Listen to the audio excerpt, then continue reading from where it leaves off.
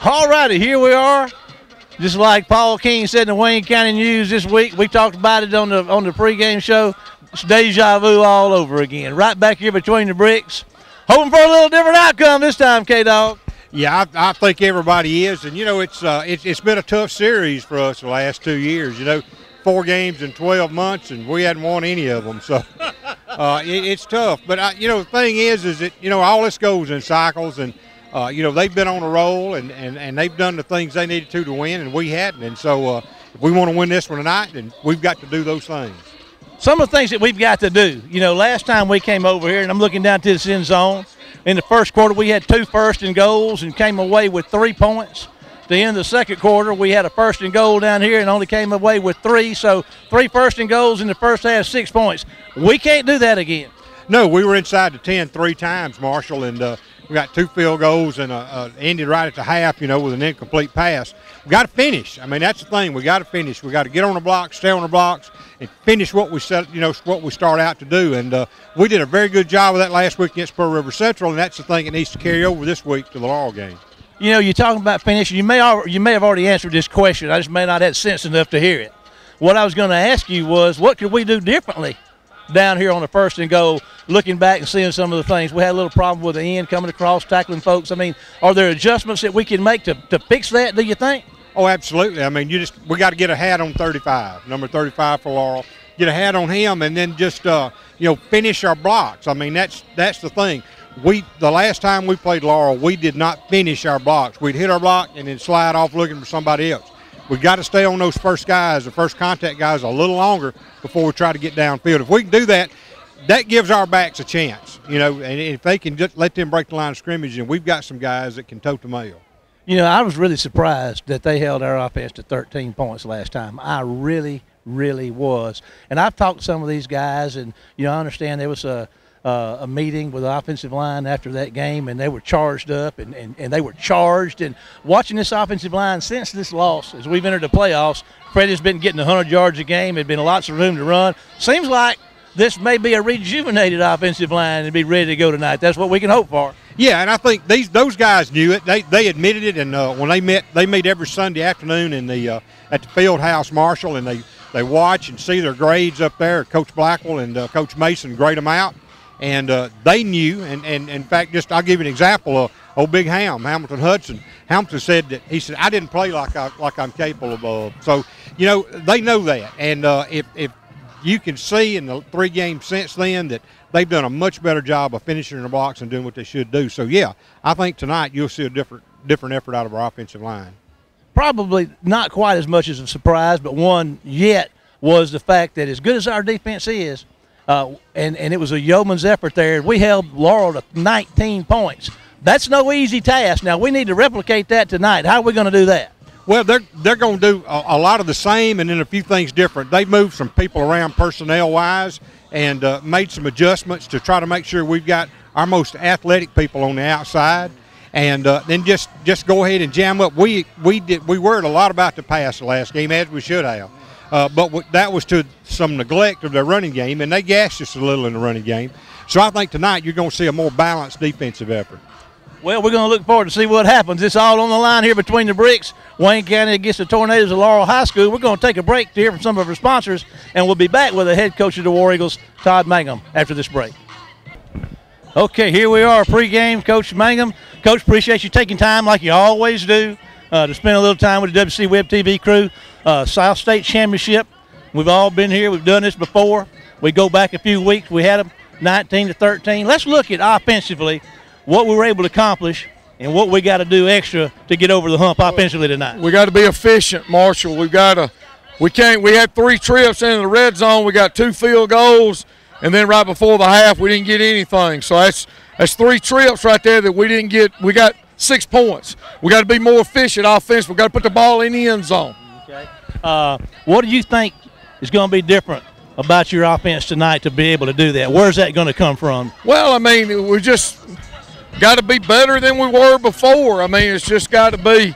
We've got to have the mindset that when we go down there, we're going to score. And attitude's the whole thing. And we've got to take the fight to them. We got to be the hammer, not the nail. Yeah, I was surprised that you probably were at the 13 points that we were able to muster last time, left 21 on the table. Well, let's flip this thing over. Let's this crazy offense that Laurel brings. Of course, our defense is a mighty good defense, held them to 19 the first time. What are we going to do defensively tonight? We're going to do pretty much if it ain't broke, don't fix it, or we got some other stuff we're going to do? Well, I mean, we're going to try to do the same thing, try to, make the quarterback uncomfortable. We've got to be better this time against the run. Last time we gave up too many yards rushing, and it allowed them to convert some third down opportunities. We got to be more efficient against the run this time and be better. Not give up the big play.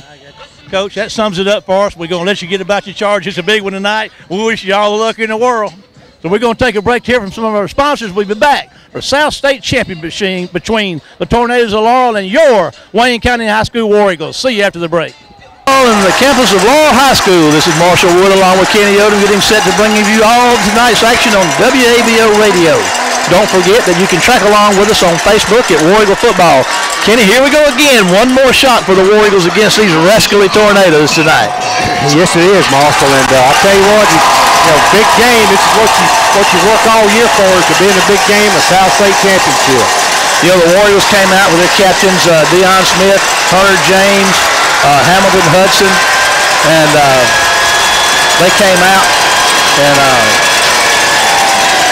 also Reggie Stewart, and all the seniors lined up here on the numbers on the side of the field and went out there. So it's a lot of commitment, a lot of camaraderie out there. This bunch has fought hard, Kenny. They worked hard to get here, and I expect Laurel's going to get their best shot tonight. Well, absolutely. And when you look back, and we've talked so much about the fact that in the last 12 months we played Laurel. This will be the fourth time they've won the other three, and that's on the minds of everybody here tonight. So there's no need to hide from it. That's right.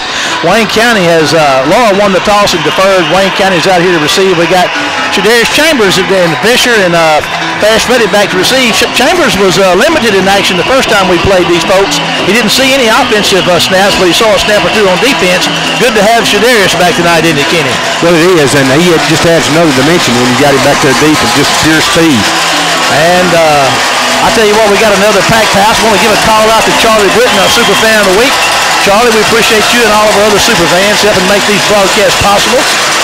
Man, what a good crowd we got here. We knew it would be. The Wayne County Faithful are out in great numbers. Kenny, it's good to see you, isn't it? Yeah, I want to send a hello out to Jeannie and Bill Peters, Tabitha and Will, who are back at home listening, along with Mom and Daddy.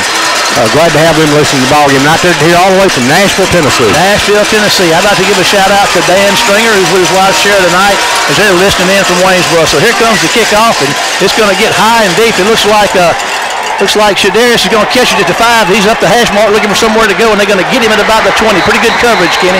Yeah, good job by Laurel to get downfield, and they'll up Indy Merrick just shy of the 20, I think. All righty, here come the War Eagles. Some of our super fans, Freddie Miller, Jeremy Wright, Lester Mitchell, Rhonda Beasley, Cassidy Beasley, Carly Beasley, Gary Jackson, Gary Sigler, Alan Hodo, Trent Odom, of course, Charlie Britton tonight, Elmer Miller, Vince and Joe Beth Wally, and Tommy Miller. And here come the War Eagles.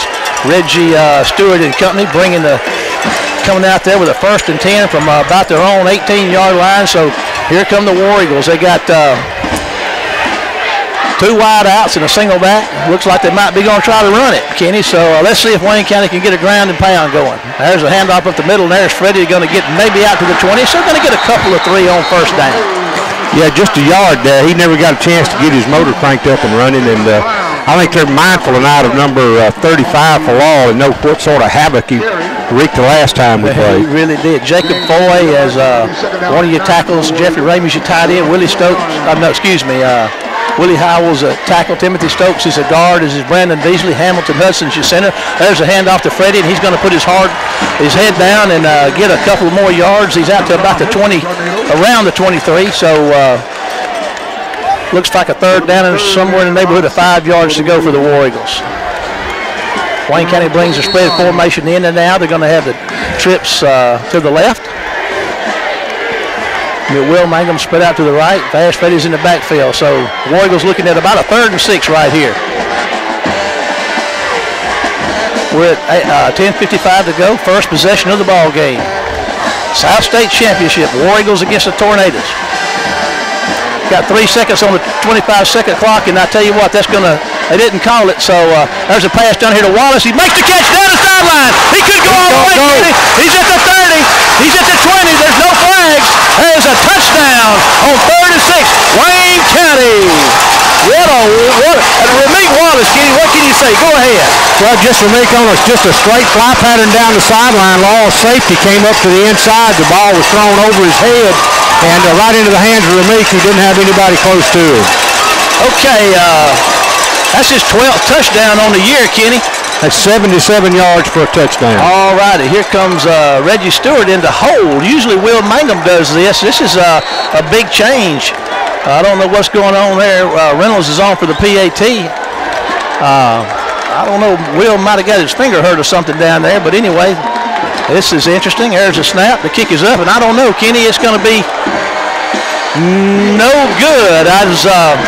We'll find out what happened to Will. He usually does all the holding. So, you know, as good as that touchdown was and as important as points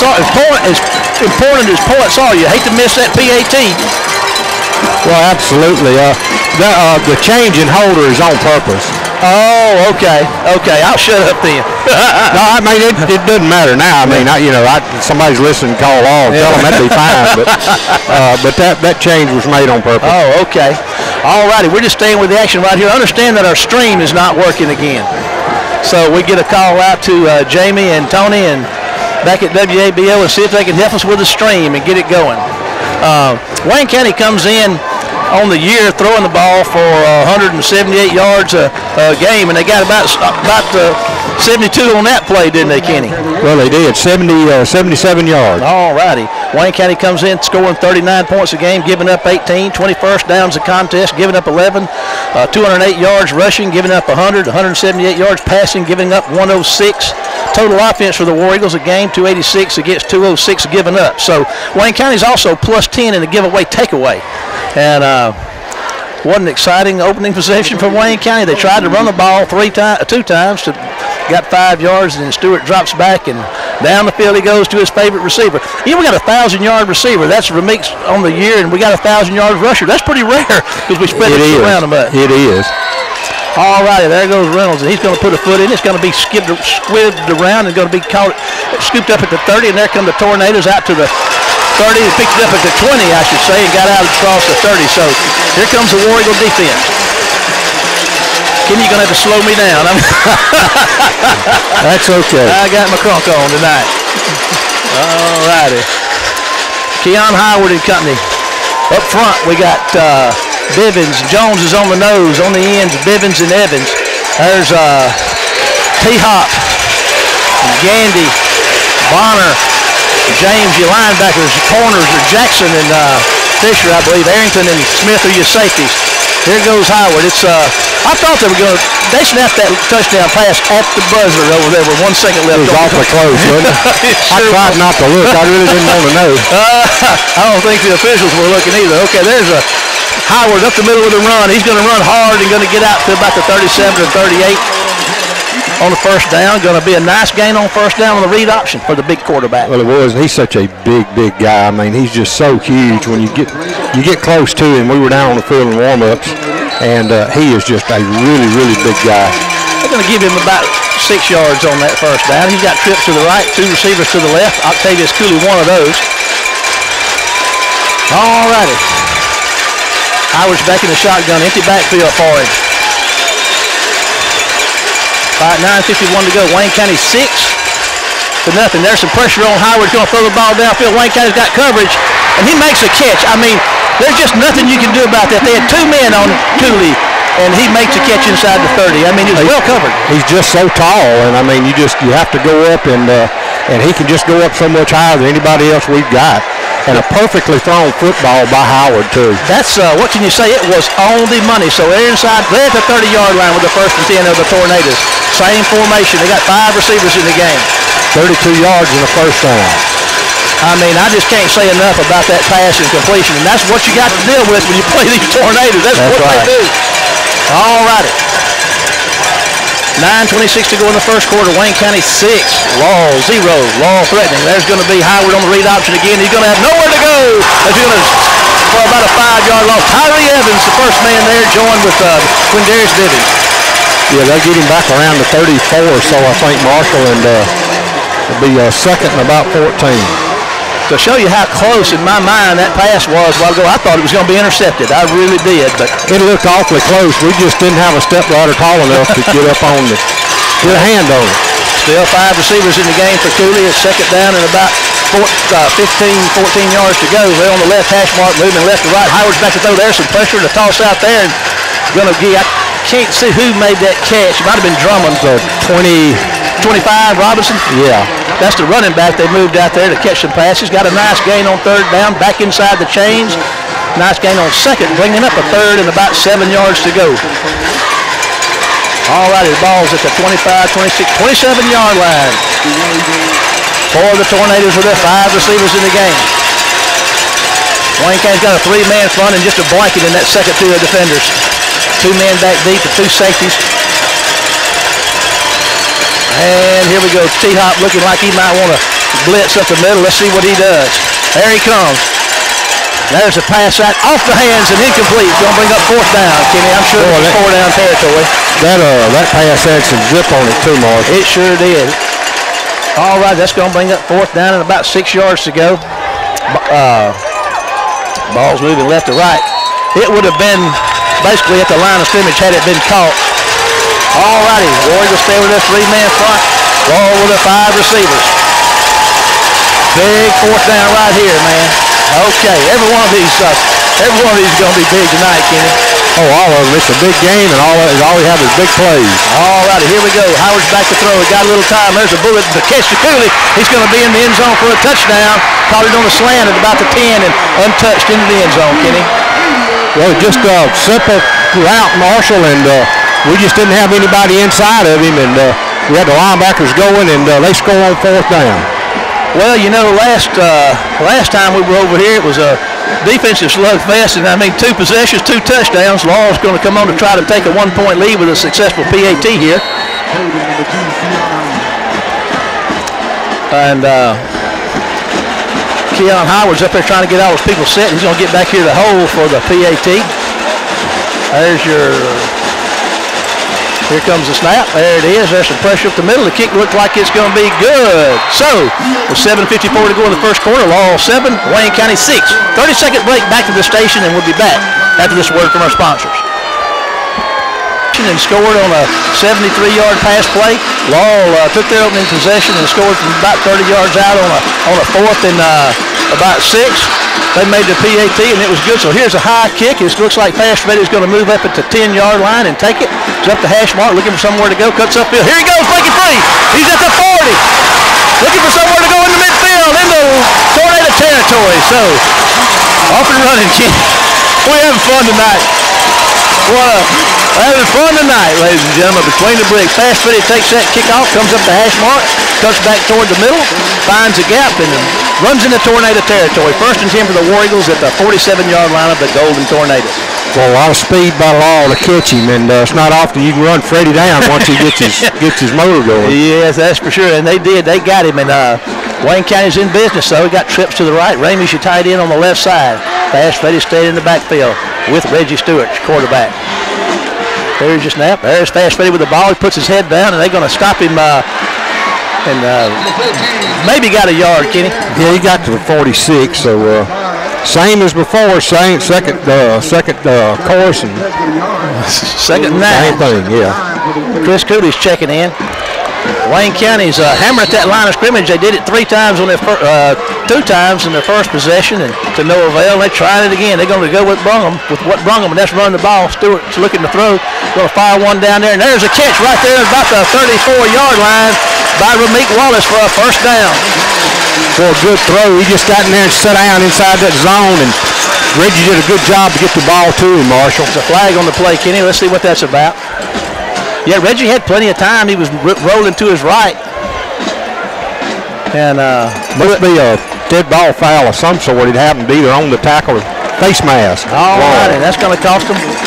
So Wayne County's moving them, getting a little assistance there. But, you know, that's not a route that we've seen him throw to Rameek very much at all this year. It was looked like what I'd call like a a hook down there about 10 and 11 yards downfield. So here we go, trips to the left, no receiver split out to the right side. And there's going to be a pass out there to McDougal, makes the catch, and he's going to break through to down to the 20-yard line and maybe the 21-yard line, and refusing to go down. They never can tackle him, Kenny. Boy, the Warriors are playing hard. Well, it's against this Laurel bunch. That's what you're going to have to do. I mean, you're going to have to just. Another coach says play with relentless effort. You got me stuttering tonight, Marshall. You know, that was a pass option where he was running to the left with a run pass option and tossed it out there to McDougal, and away he goes. Now they got trips to the right side. Going to hand it to Chris Cooley this time. He's got some room up the middle. He's running hard down inside the 15 to maybe the 11 or 12, somewhere thereabouts. So a good job by Chris just to get his head down and pick up that yardage, and earned another first down, Marshall, and Law's got a player down. Got a player down. Law's got a player down. So we're going to take a 30-second break back to the station, and maybe they can get some work done on this stream and see if we can get that going. 30 seconds back to the station. The injured Tornado is able to make his way off the field. Wayne County's got a 1st and 10 down here at the 12-yard line. So on the Chris Cooley run. We're working on the stream, trying to get that going. We got extra personnel headed into the radio station now, so you can pass that word around if you can to the folks out there listening. We can get that posted on Facebook and let folks know. So here we go, same formation, trips right, single back in the running back position for Wayne County. That's Fast Freddy back in there. 6:09 to go in the first quarter. Wayne County trails by 1, 7-6. And there's a handoff to Fast Freddy. He's breaking tackles and going to run inside the 10. And pretty nice gain on first down, but he draws a crowd pretty quick, doesn't he, Kenny? Well, he does. And I tell you what, Laurel does a really, really good job of gang tackling. And Freddie just, he got outnumbered once he got up in there and drew a lot of those red jerseys or crimson jerseys, whatever you want to call them. We're down here in territory where we couldn't capitalize in the first game, Kenny. Let's see what happens right now. And here's a handoff to, no, that's a read option by Reggie Stewart, and they're going to get him probably after a yard or two. Go bring up 3rd down. Boy, and this is where we were last time, Marshall, getting down inside the red zone and not coming away with points or only field goals. And certainly tonight we need to punch this thing in. The scoreboard says the ball's on the 6 down there. Got to get to the 1 for a first down, so it's 3rd and 5. Trips to the left, single man to the right. Reggie Stewart's looking to throw the ball. Going to fire a shot out there to a touchdown. Wayne County to number 23. No, who is that? Demetrius Harris, number 23. So he was wide open, Kenny. You're right. Now, will the War Eagles go for 2, or are they going to try to get 1? Looks like they're going to go for the single point after touchdown. And Reynolds on the kick. Mangum's out there to hold this time. All righty, 5:08 to go. Wayne County 13. And it's good. Wayne County 13, 7 for the Tornadoes. 30-second break back to the station, and we'll be back after this word from our sponsors. That's Harris's 2nd touchdown on the year, and that's good news for the War Eagle fans. He's a 10th grader. Yeah, I hope we get to see a lot more of that youngster in years to come. Big catch by Wallace on that drive, and a big effort by McDougal, making a couple of catches. And here come the War Eagles at 5:08 in the first with a 13-7 lead. They've had 2 possessions and scored twice. Rawls had their 1 possession and scored once. Nobody stopped anybody yet, but there's a squib kick. It's off of a Tornado at the 43-yard line or thereabouts. So the good field position for the Golden Tornadoes. There's a flag, Kenny. Looks like we were offside. I don't know. Laurel looks like they're going to make them do it again. Look like pretty good field position to me. Yeah, that would have gave them good field position. The whole idea of that is to try to get it to bounce off somebody. You have a chance to get on it, and when you squib it, you know, a lot of times the backs have a hard time picking it up. So that's the reason behind that a lot of times. And then, too, when you got athletes like Laurel does, you sure hate to kick that thing deep because it's going to come back to you in a hurry. Yes, it will. All righty. Well, let's see here. Mosley's on doing the kicking, the kickoffing. And he's got the ball set up at the 35-yard line now. 5:08 to go in the first quarter. And more, we've had all kind of fireworks so far. 13-7. Wayne County scored on 2 touchdown passes. One from about 6 yards, one from about 73 yards. The Tornadoes scored on a 4th down conversion from about 30 out. There's going to be a high kick. It's going to be somewhat of a pooch down here to the 21-yard line. Warriors are going to get down there and get him covered and get him out of bounds at about the 30, somewhere about the 34, 35-yard line. So that's a lot better exchange than what they had. Yeah, it worked out. We gave up 5 yards on the penalty and got them back inside their 35, so that's always good. Okay. Here come the Tornadoes. They're at the 33-yard line of their own 33 with the 1st and 10. They trail Wayne County 13-7. Both teams have had the ball. Well, Laurel's had it once and scored once. Wayne County's had it twice and scored twice. Got it back by the back with him back there this time. Yeah, they've got an unbalanced line to the left over there, Marshall. The Wayne County right defensive side. Robinson, the senior running back, is number 25 is back there with Howard, and they're going to try him up the middle, and he's got a lane to run in, but it's going to shut down pretty quick inside the 35. They're going to give him the 35, it looks like, Kenny. Yeah, they'll give him forward progress. He made it to the 35, so pick up a 2 yards. There's a welcome sight coming in for the War Eagle defense. Number 35, Clifton Jordan, looked like he got injured last week, but he's been practicing hard all week, and he's ready to go, the big junior defensive end for Wayne County. So a worrisome injury last week, Marshall. It was a knee, and really had us all concerned, and thank goodness he got cleared, and he's back running at full speed. He can really go, and he's going to come in handy tonight. All right. Robinson's right behind Cooley. Howard, excuse me. There's a handoff. No, Cooley's back to throw. I got them all messed up. Howard's back to throw, going to fire one deep, and to about the 50, and this big man falls down, and it's incomplete. I got to shuffle my cards again, Kenny. I got to shuffle them and get them back in the deck. They're all over the floor up here. I tell you what, a good job that time by Wayne County in coverage too. They made sure they had a white shirt and hat on everybody in red, and a good job in coverage. And his pocket broke down on him there at the end. Got a little pressure. I believe it was Tyree getting in his face a little bit. All righty. Got 4 receivers package in there for the quarterback of the Tornadoes. Howard's looking to throw. There's a little pressure. He's going to flush him out of the pocket. They're going to get him at the... He's going to maybe get back, gain a yard or so, but it's going to bring up 4th down, Kenny, and that's good pressure and good coverage. Well, a good job, and they wrapped him up, did a good job. They were trying to get the football, and the big, strong rascal, when they grabbed the ball, he grabbed back. That was not a normal tackle as you'd usually see. Okay, here comes the War Eagles.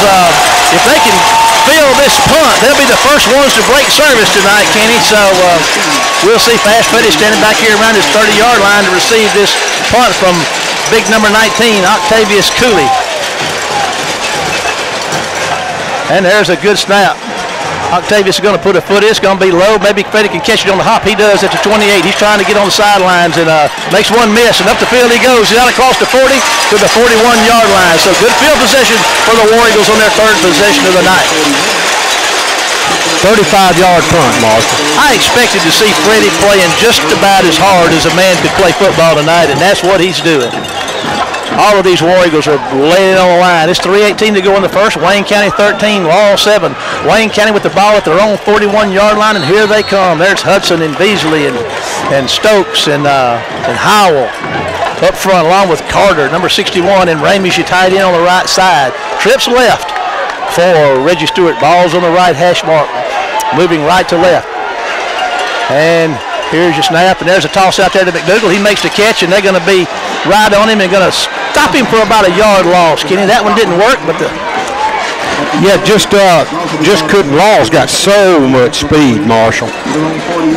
What did you hope to see is him throw that thing through 2 or 3 times like that and then go over the top with him. I imagine we'll see that coming before long. They've got a few things cooked up for this week. All right, 2nd and 11. There's a handoff to Chris Cooley. He puts his head down and gonna get back inside the chains by about a yard or 2. So probably got 3 yards. Going to bring up 3rd down and about 8 yards to go. They're going to give him the 43.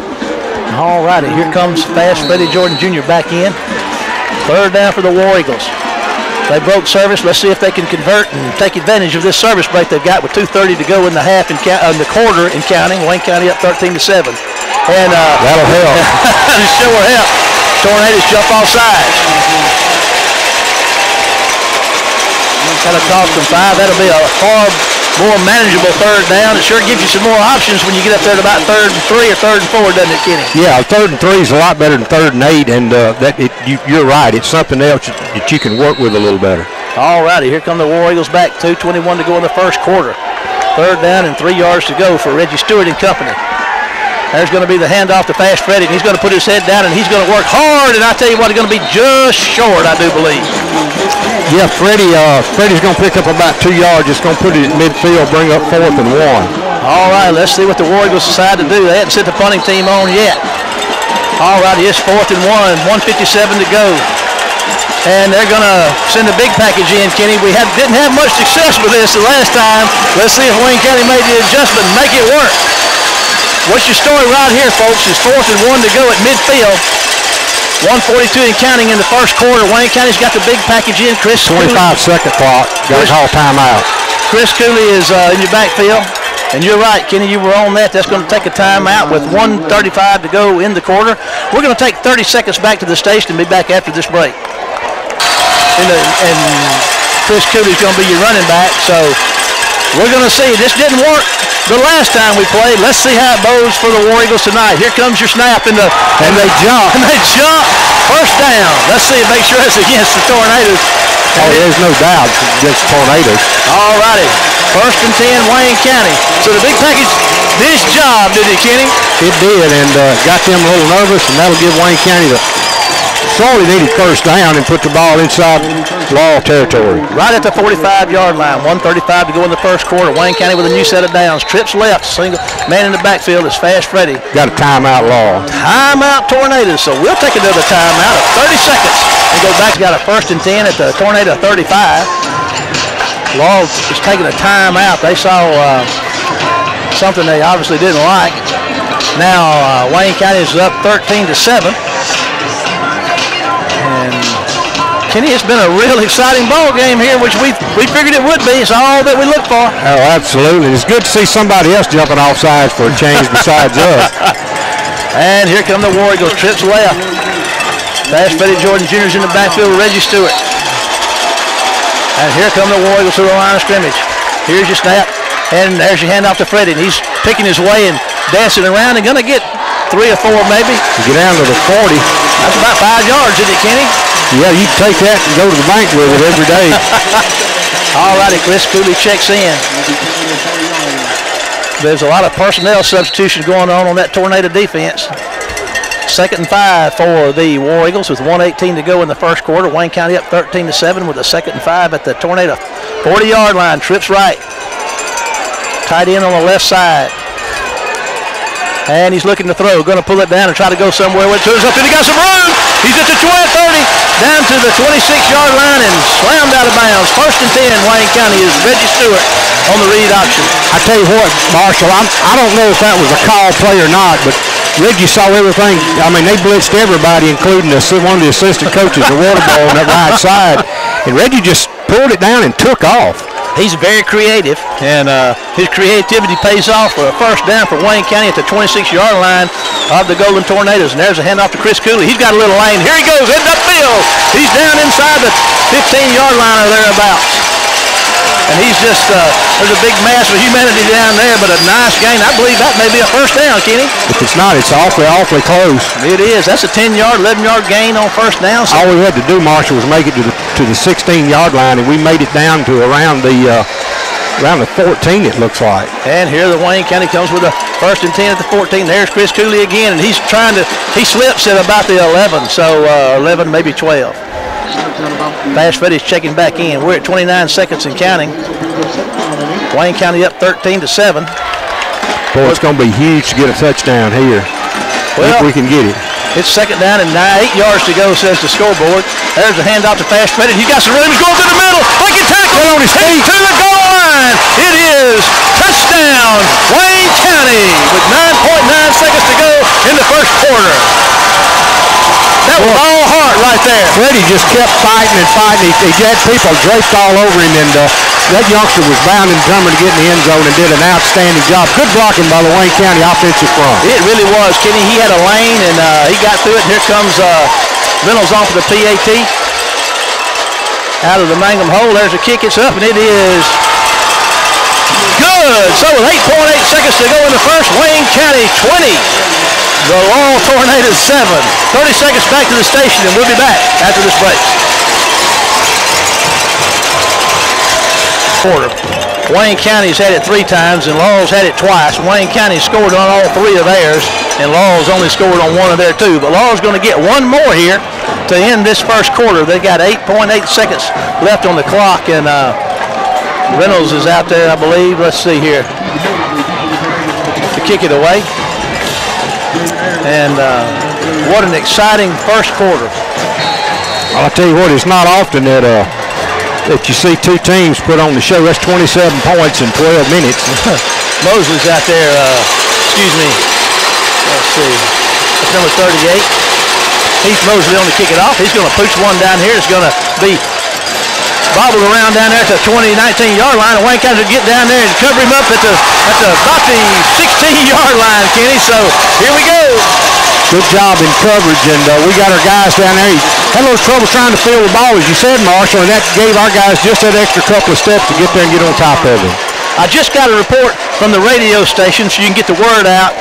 The internet provider is working at Weibo trying to get the stream back up. The internet provider is on the job, so we'll get that posted on Facebook for our listeners to spread the word that they are working on it. Weibo's trying to get the stream back up for us.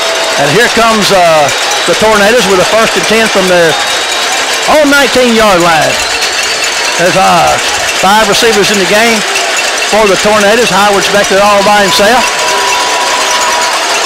I got a diamond formation out to the left side. The receiver's out there on the hash mark. There goes a toss out there to Cooley's going to make the catch and going to drag some folks for close to a 1st down. But now that's Jamarcus Fisher out there on him tight. Tell you what, and he had a load. He's got about 300 pounds on Jamarcus rather, and he did a good job just to hit him, hang on, and holler for help. And help came, and that takes the first quarter to an end, and there's an injured Tornado on the field, and I'm not sure who that is. We're going to take 30 seconds. We'll go ahead and take 60 seconds back to the station and come back after this word from our sponsors.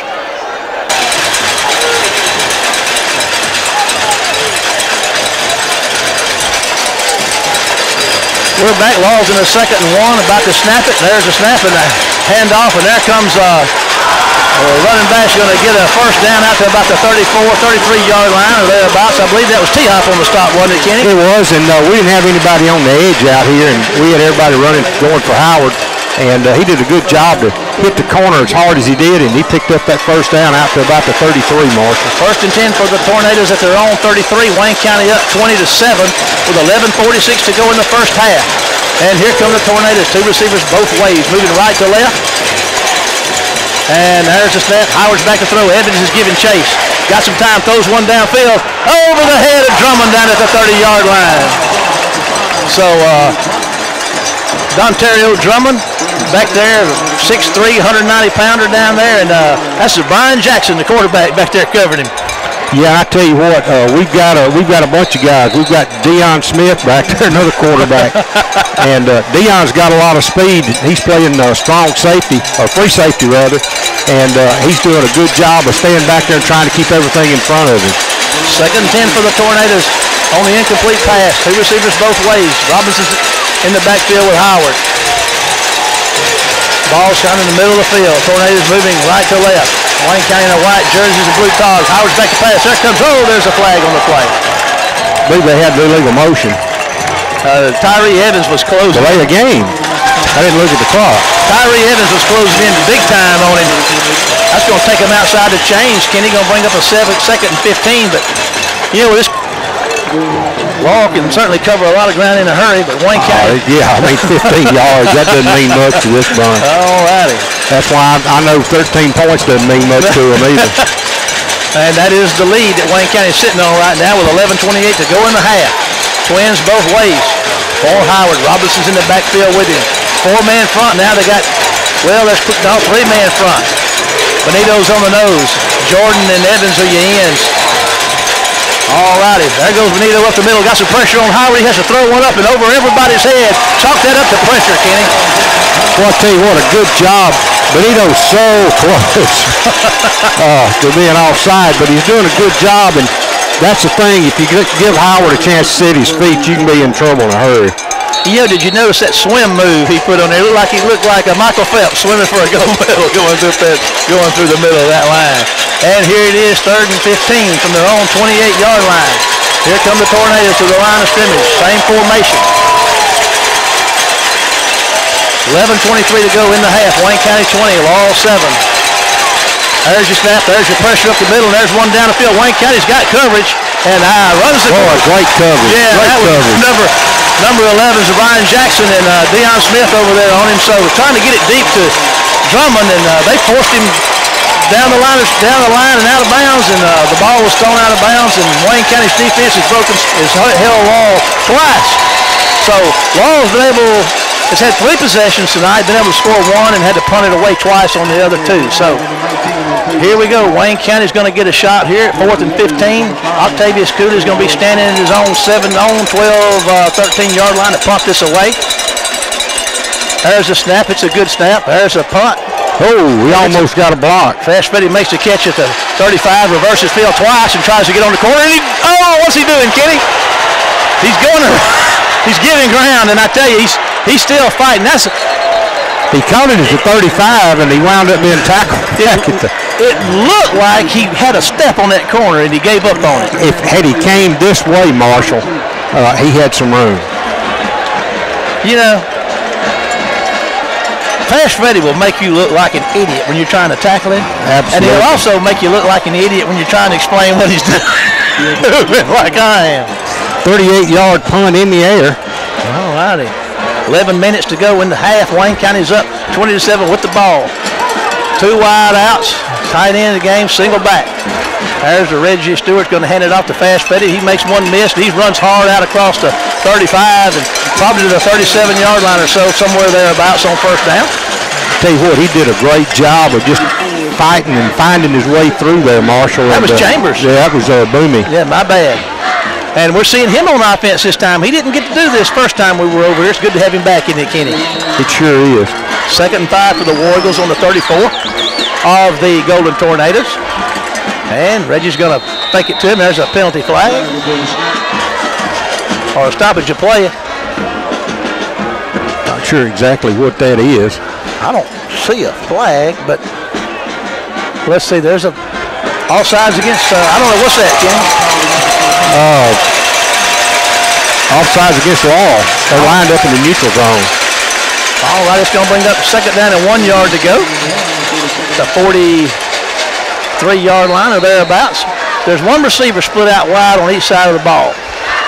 And there's going to be Reggie's going to fake the handoff and going to gain, I don't know if he's going to get back to the line of scrimmage. That looked like a busted play of some sort to me. It very well could have been. It's going to bring up 3rd and a long one. We're at 10:06 and counting in the half. Wayne County up 20-7 with a 3rd and 1 at their own 42-yard line. Sure would like to get another first down here because you're going to need more points to beat this Laurel team. All righty, here comes your snap, and he's going to hand the ball off up the middle, and there goes first down for, let's see who that is. He's down into the... Look like Boomy. It is, you're right, it's Chambers, and he's to the 47-yard line with a 1st and 10, Wayne County with 9:43 to go in the half and counting. Wayne County moves the chains again. Chambers is running hard. He runs so hard, Kenny, it's just a pleasure to watch him go. It really is. That youngster picked up 6 yards there because the ball wound up spotted about the 42, and we had a 3rd and 2, and we get 6 yards. I tell you what, great effort. Good blocking by the Wayne County offensive line again, Marshall. You know, we got 2 tight ends. Foy's playing a tight end, looks like on the right side. Ramey's a tight end on the left side. We got 2 receivers. This is a formation I hadn't seen all year, Kenny. This is something new tonight. Yeah, this is, we lined up a look like this in the first quarter, too. All righty. There's going to be looking to throw. He's going to try to move to his left and just trying to buy himself some time and going to get inside the Tornado territory. That was a nice effort. Great coverage downfield by the Tornadoes, and Wayne County couldn't get open, and Stewart just ran to the left side, reversed field, and came back around the right side and got about 4 yards. 9:25 to go in the first quarter. Wayne County 20, the Golden Tornadoes 7, and we are having trouble with our screen. Got a penalty flag over there. Got a hold against Wayne County. Oh, well, that'll hurt them. That'll back them up, Kenny, so let's see where that's going to put it.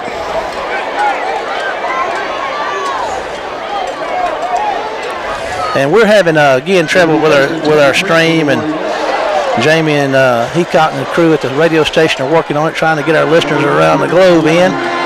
Kenny, that's a big one. That's going to take us back to the 35-yard line. So we got first down, and we got to go to the cross midfield down to the 42 for a first down. Going to be a first and about 23, I think, Marshall. And there's a handoff up the middle. He's going to get a minimal gain. Might have got a half a yard on that one. 9:11 to go in the half. All righty. Mangum checks in. McDougal checks in. They're going to go. Ramey's checking out. Boyd's checking out. Now they're going to the 4 wide out package. They got the single running back in the backfield. 8:50 to go in the first half. Stewart's looking to throw. He's going to tuck it down and run. He's going to be sacked behind the line of scrimmage. Back to the, probably give him forward progress to the, 33 maybe. It's going to bring up third down and a country mile for the War Eagles with 8:37 to go in the first half, leading 20-7. 3rd and 25, Marshall. Boy, I tell you what. I know you didn't want to hear that. I didn't want to hear that, but if you can convert this one, boy, things would be going your way in the first half anyway. Stranger things have happened. 8:19. Law looks like they're really going to bring the heat, too. We're at 11 seconds on a 25-second clock. Got plenty of time. 8:10 to go in the half. There's a snap. Stewart's back to throw, and he's just going to fire one deep downfield. It's going to be a jump ball and over the head. Could be pass interference there. Then they throw the flag. Yes, so we get the call. They had pass interference at the 40-yard line of the Tornadoes on Demetrius Harris. And Kenny, if they hadn't interfered with him, he had a chance to make a play on that ball for sure. He did. Officials are talking it over. And there's the call. So that'll be a first down, won't it, Kenny? Be a spot foul. I'm not sure if it's an automatic first down or not, Marshall. Well, we're fixing to find out. 8:02 to go in the half. That'll put it back to the Wayne County 48. Certainly give him another down anyway. Let's see here. It's third down, Kenny. So yeah, it's, in high school it's still, but it does give us a 3rd and 10. That's right. Which is a lot better than 3rd and 25. Amen. 8:02 to go in the half. Wayne County up 20-7 with a 3rd and 10 at their own 47-yard line. 2 receivers both ways for Reggie Stewart. And they're getting ready for you snap, and he's got it. He's looking to throw. Trying to find somebody. There's nobody to throw it to. He fires one out of here to McDougal, who goes out of bounds and cannot make the catch at the 22-yard line. Going to bring up a punting situation, I do believe. Be the first one of the night for Wayne County. That stops the clock with 7:53 to go in the first half. Wayne County 20, Golden Tornadoes of Laurel, Mississippi 7. Let's see what Wayne County does. And here they come with their punting unit. Number 38, Mosley, is on to do the punting, and let's see what he's been doing this year. It looks like we're averaging 32.5 yards per punt. And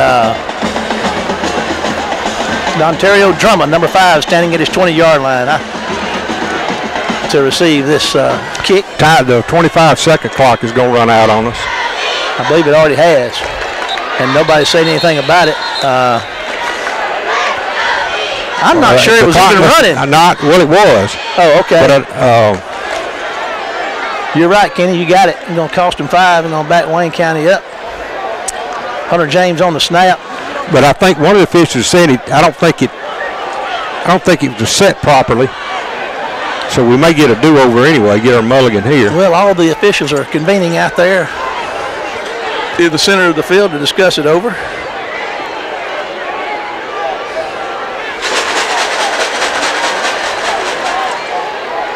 We got a report in from the radio station. They can't make connections with the guy at Easy Stream who handles the stream, so I don't know what kind of success we're going to have getting the stream up for our folks. That's a shame, but a real shame. We hate that, but Jamie and Tony are working on that back at the station, and there's Mose with a nice spiral punt. It's going to be fair caught down here by Drummond at the 22-yard line. So Mose did a good job. That was kind of a semi-rugby style. Is the stream up? We had the pressure from the far hand side, as Uncle Gene Barnett would say. 30-yard punt. And Wayne County's going to have the Tornadoes starting back in their own territory, and I believe we got the stream going. We got our Sue's over here with keeping track of the stream, and she says she's got it. So here we go. Folks around the world can know Wayne County's up 20-7 with 7:45 to go in the first half, and Laurel's got a 1st and 10 at their own 22-yard line. Again, Wayne County 20, Laurel 7. Laurel has the ball, trips right, Cooley's to the left, covered by Jamarcus Fisher, one-on-one. There's Howard going to look that way, going to throw it to number 7 out of the backfield. They're going to get him after about 2 yards, but there's a flag on the play. It'll be a holding call. They were holding Bivens. Holding Bivens, Kenny says. Johnny on the spot. All righty, once again, 7:38 to go in your half. Wayne County 20, Laurel Golden Tornadoes 7. Wayne County has scored on a 73-yard touchdown pass, about a 10-yard touchdown pass, a 73 one to Wallace. Harris caught one about 10 or 12 yards, and then Fast Freddie Jordan had a tremendous run up the middle of the line of scrimmage from 6 or 7 yards out, so there's your score. We missed an extra point on the first one, 20-7. And Laurel's back inside their own 10 at their 9-yard line with a first down, and now they're looking at a country mile, Kenny. Yeah, I was trying to see, it's going to be about 1st and 13 maybe. I'm sorry, 1st and 22. All righty, and here come the Tornadoes up to the line of scrimmage. Looks like the stream's going good, so appreciate Jamie and Tony for all their work back at the radio station, making that happen. Good work, guys. There's some pressure in the end zone, and there's a nice toss out there, and T-Hawk is on the stop out there at the 6-yard line. They ran the screen to the right side over there and tried to run it wide, and I tell you what, Hawkins did a great job to sniff that out, Marshall, and Laurel gets back not quite to the line of scrimmage. The ball inside the 9. We'll say no gain. Good job. Benito Jones bringing the pressure up the middle, but that was by design. They let him come and try to throw it over his head. But anyway, it's 2nd down and a long, long way to go for the Tornadoes. 7:05 to go in the half. Trips left for them. Single back set with Howard. Howard's probably going to be looking to throw. And he is looking to throw. Fires one out here. Fisher makes the pick. Holy Brian Jackson. Brian Jackson on the interception. He tried to get it to Drummond, and that's a touchdown. Wayne County, a pick 6, baby. It's Brian Jackson. He caught it on about the 12-yard line. The receiver had slipped down, and he just stepped up. Jackson did, and there wasn't anything to do but just watch him go in.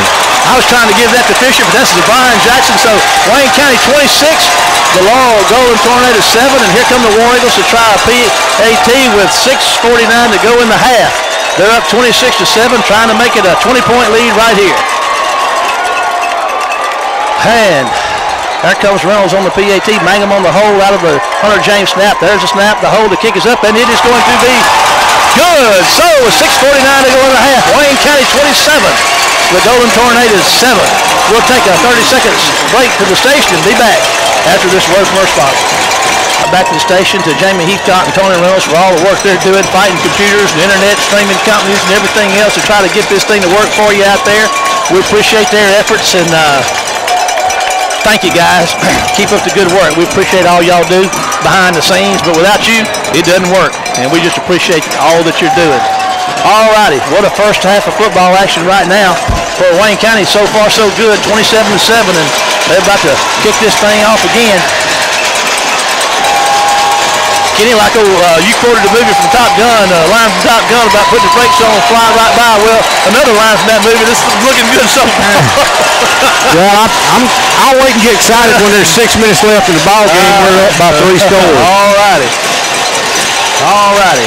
And reason prevails from the Weibo WCWeb TV broadcast booth once again. And that's credited to Cato and Kenny Odom. There's a squib kick up the middle, and it's going to be on the ground, and the Tornadoes are going to cover it at the 44, 43-yard line. So 6:47. What's the key word for the moment? Breathe. Breathe. There Just we go. stop and catch your breath, big guy. All righty, what a big crowd here tonight. We knew it would be a big crowd. The stands are full from end to end. The end zone areas behind the end zones are packed. Holy smoke, they give them the ball on the 45. And it's 1st and 10 from the 45 of the Golden Tornadoes. Wayne County's got 2 touchdowns by pass, 1 by rush, and 1 by pick 6 by Brian Jackson. All righty, here come the Tornadoes. Two receivers split to both sides. Twins both sides. There's Howard's looking to throw. Going to fire one across the middle. This makes it again. Here we go. Down the sideline. Who is that? Is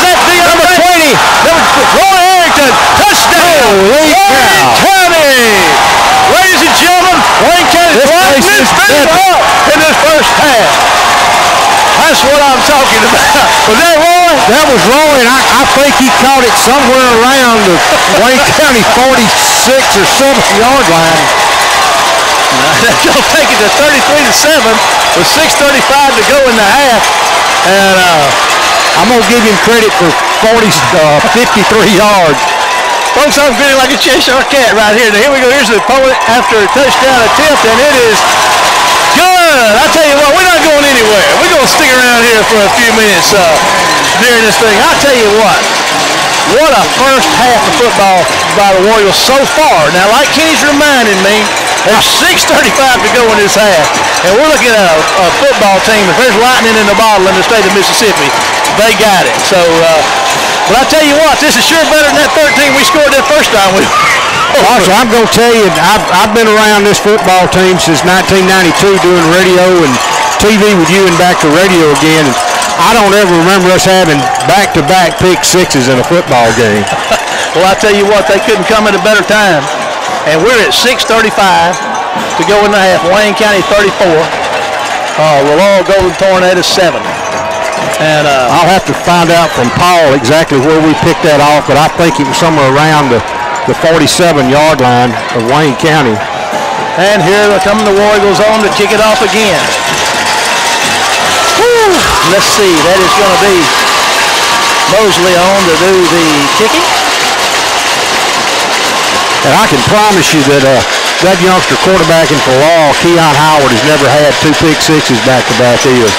They're going to kick one deep this time and try that out. It's going to be fielded at the 9-yard line, and here come the Tornadoes looking for somewhere to go. And there they come, and there's a flag on the play, and they're going to track him down at about the 40-yard line and get him out of bounds, and maybe there won't be a flag for a late hit. We'll see. That's going to be a lot of holding and blocking the back, so. All right, the flags are on the ground down there around the 36-yard line, so we'll see how that works out for the Golden Tornadoes. Boy, I tell you what, it's not often you see the wheels come off for a bunch. We got to see it when we played Picayune several years ago in the first quarter. We had every wheel and the spare come off for us. Yes, we did. In the first quarter of that football game, and we got ugly in a hurry. Kind of like this one. Everything's going Wayne County's way so far, but now we got a lot of football left here in the first half. Oh, absolutely. Laurel gets the football to start the second half. I feel better if we could score a couple more touchdowns this next inning. 6:25, wouldn't that be sweet? One more pick six, and I would giggle a little bit with you then. All righty, here comes the Tornadoes with a 1st and 10 from their own 20-yard line, 21-yard line. You were right, Kenny. That had a nice return, but that was negated by the blocking the back of the hole. There's a handoff up the middle and some room, and there goes Tornado running back. That's Robinson going to get out close to first down at the 31-yard line or so. So nice gain. Let's see if it's a first down. Yeah, he picked up about 10, 11 yards. Going to be just short of first just down. Short. Okay, well, I'm surprised, but I'll take it. He'll take it. Okay, 2nd and inches to go for the Tornadoes. And there's a handoff to him again. And Benito Jones is going to come through and tackle him behind the line of scrimmage. Because Benito got tackled too. They hit him in the headgear when the ball was snapped. I don't know if that'll be a head slap or not. But number 90 Williams is checking in. Let's see what Kenny's on the spot, on the foul, trying to figure it out. It's got a hold against Laurel. All right. Coach Mangum says back him up. Back him up, he says. 5:57 to go in the half. Wayne County 34, Laurel 7.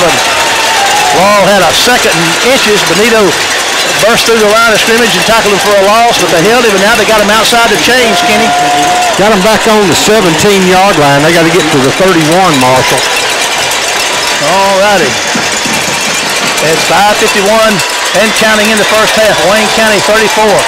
Laurel 7 with a 2nd down and about 15 yards to go from their own 17, as Kenny said. And he's back to throw. There comes some picked up pressure in the middle, and you got all the time in the world. It's breaking down, and they're going to put him on his horse and sack him again. Is that T-Hop? Yeah, and that was a coverage sack because let me tell you, our guys had somebody on everybody, including the big guy. Hunter James gets through there and gets the tackle. They have a flag down. They may do another holding call because there was a lot of red shirts doing a lot of tackling. And, Tyree Evans is shaking his jersey down there like somebody was holding it. Hunter James is on the side. Personal foul. Face mask, Wayne County. So that'll be, is that an automatic first down? Yes. All righty, so we're at 5:23 to go. It's been the longest. This hasn't even been a minute yet, I don't believe, since we started this last pick six. But you're right, Kenny. Face mask it is. Laurel's going to dodge a bullet right there. Wayne County would have had them in third and very, very long. Back inside there, around their own 10 or so. But that's going to bring the ball out to the 27-yard line, 28-yard line. It may not be an automatic first down, Marshall. It may just make it second and 3. Yeah, it's ball's around the 28-yard line. It looks like. Been second down forever. All righty, here we go. There's your snap. Howard's going to throw under duress over everybody's head, and Benito's going to bury him. Hopkins coming on the blitz. They bury Howard at the 20, but he gets the ball off and throws it over the big man. Octavius Cooley's head, going to bring up 3rd and 3. Wayne County's defense playing, well, all phases of the game. Wayne County's defense is really playing great out there tonight, making the they scored 12 points. And 5:08, 3rd down and 3 yards to go from their own 26, 27-yard line for the Tornadoes. He's back to throw. There comes Evans. There's a pass across the middle. It's incomplete. Trying to get it to Ulmer. And going to bring up 4th down, Kenny. Well, and that's what we got to have. We've got to keep Laurel behind the chains and keep them punting the football. All righty. And they're going to have to punt it away again.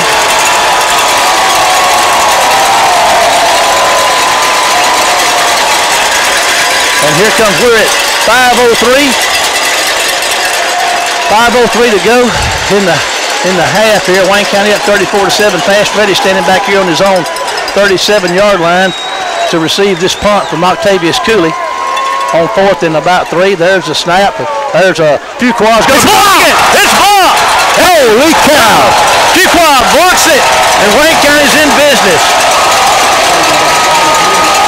Boy, he did a great job. He took the perfect angle, got himself extended, and the ball was kicked right into his arms, Marshall.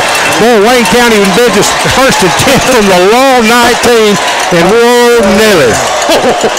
I do have to detect a little excitement there in your voice, Kato. You're contagious, and you finally got me turned. All righty, 4:54 to go in the half. Wayne County 34-7 in the red zone. So back to that formation, 2 tight ends, 2 receivers. There's going to be a handoff to Chris. Is that Chris going to get lose a yard maybe? No yards. Now he gets calm back down here with the 2nd and 11 at the 20-yard line. And we're at 4:39 and counting. In fact, they're going to mark him with a lost yard, Marshall. Yeah, they got on him pretty good. 2nd and 11, same formation. We got 15 seconds on the 25-second clock. Ball's on the right hash mark. Wayne County's moving left to right. 4:21 and counting in the half. 34-7. Wayne County on top. And Reggie's going to get ready to take the snap inside 5 seconds. There's snap. He's back to throw. He's looking downfield. Going to be flushed out of pocket and breaks a tackle or two. And we're going to have a hold. Yeah, and he's going to get inside the 20, maybe back to the line of scrimmage. But like you said, Kenny, that's going to be a hold. I dare say you didn't miss that. We'll see how the referee calls it out. Yeah, I'm afraid I'm right. All righty. I'm afraid so too, but still going to be 2nd down. Yeah, I mean, it's sunshine in there somewhere. Find that little ray in the cloud there. And that takes it out to about just out over the 30, between the 30 and the 31-yard line. Should be a 2nd and about 21 maybe. Wayne County's got 2 receivers to the left, 1 to the right. Carter and Wallace are left, McDougal and Mangum are right. They're all going downfield. He's going to try to fire one downfield. He's got McDougal is going to throw it over his head at the 5-yard line. Well, just a good decision by Reggie, and we put some heat on him that time, Marshall, and he just kept his head. And the only thing I wish we could do, our receivers, if they could just do a little better job of coming back and giving their quarterback a little help. But that's just an observation. All right. Yeah, he was trying to get. Looks like he was trying to get to Carter or Wallace on a slant out here, and he just didn't have time to do it. Bought himself some time. He's back to throw again. Got a little time. Going to fire one out there. McDougal makes the catch. He's running, breaking tackles down to the 20-yard line, so he's still going to be about 10 or 11 yards short of a first down. So Let's see what Wayne County elects to do here. It'll be about a 37-yard field goal if they tried it, 38 yards. I don't know. I don't think it's something that that we've just got the leg for, Marshall. Yeah, it's going to be 4th down and 11 yards to go. Ball's at the 21-yard line. Trips right, single man left for the War Eagles. We're at 3:08 and counting in the first half. Wayne County up 34-7. And there's going to be a timeout. So we're going to take a 30-second break back to the station and be back after this word from our sponsors. South State Championship action. Wayne County over here playing the Golden Tornadoes of Laurel High School. Wayne County's got the ball at the 20-yard line of the Tornadoes with a 4th down and 11 yards to go. 34-7 lead. Boy, I tell you what, Kenny, we're going to try it. A first down. They're going to try the field goal? Yeah. It's going to be a 37-yarder, 38-yarder. I'll tell you what, everything has went well tonight. Well, let's see if this thing goes through. I can say it has really gone well for Wayne County. All righty. There's a kick. It's going to be short, Kenny. That was. He had it on line. Yeah, that was Reynolds for the attempt, but he could not make it. So that puts the ball. It's going to spot it right there to 20 anyway. By rule, it goes to the 20 on a missed field goal, doesn't it? That's my understanding. And I believe your understanding is correct because they have set it on the 20. So Wayne County, that's the first time they've struggled a little bit tonight. They were in the red zone and couldn't capitalize, but hey, 34-7, 2:53 to go in the first quarter. If you'd told me we could have had this, I'd say let's take it. I tell you, the thing is, what hurt us on that, when you talk about it, Marshall, was that holding penalty that pushed us back, and that hurt us there. All righty, 3-man front for the War Eagles. Back to throw.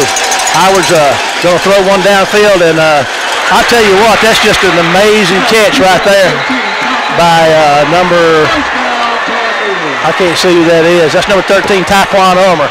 Looked like they, well, I'm not going to say, probably called hold on every play, but anyway, that's what you got to worry about with the Tornadoes. Yeah, that's what they do. They get back in this ball game in a hurry. They're down to the Wayne County 45-yard line. That's a 35-yard completion, I believe. Yes.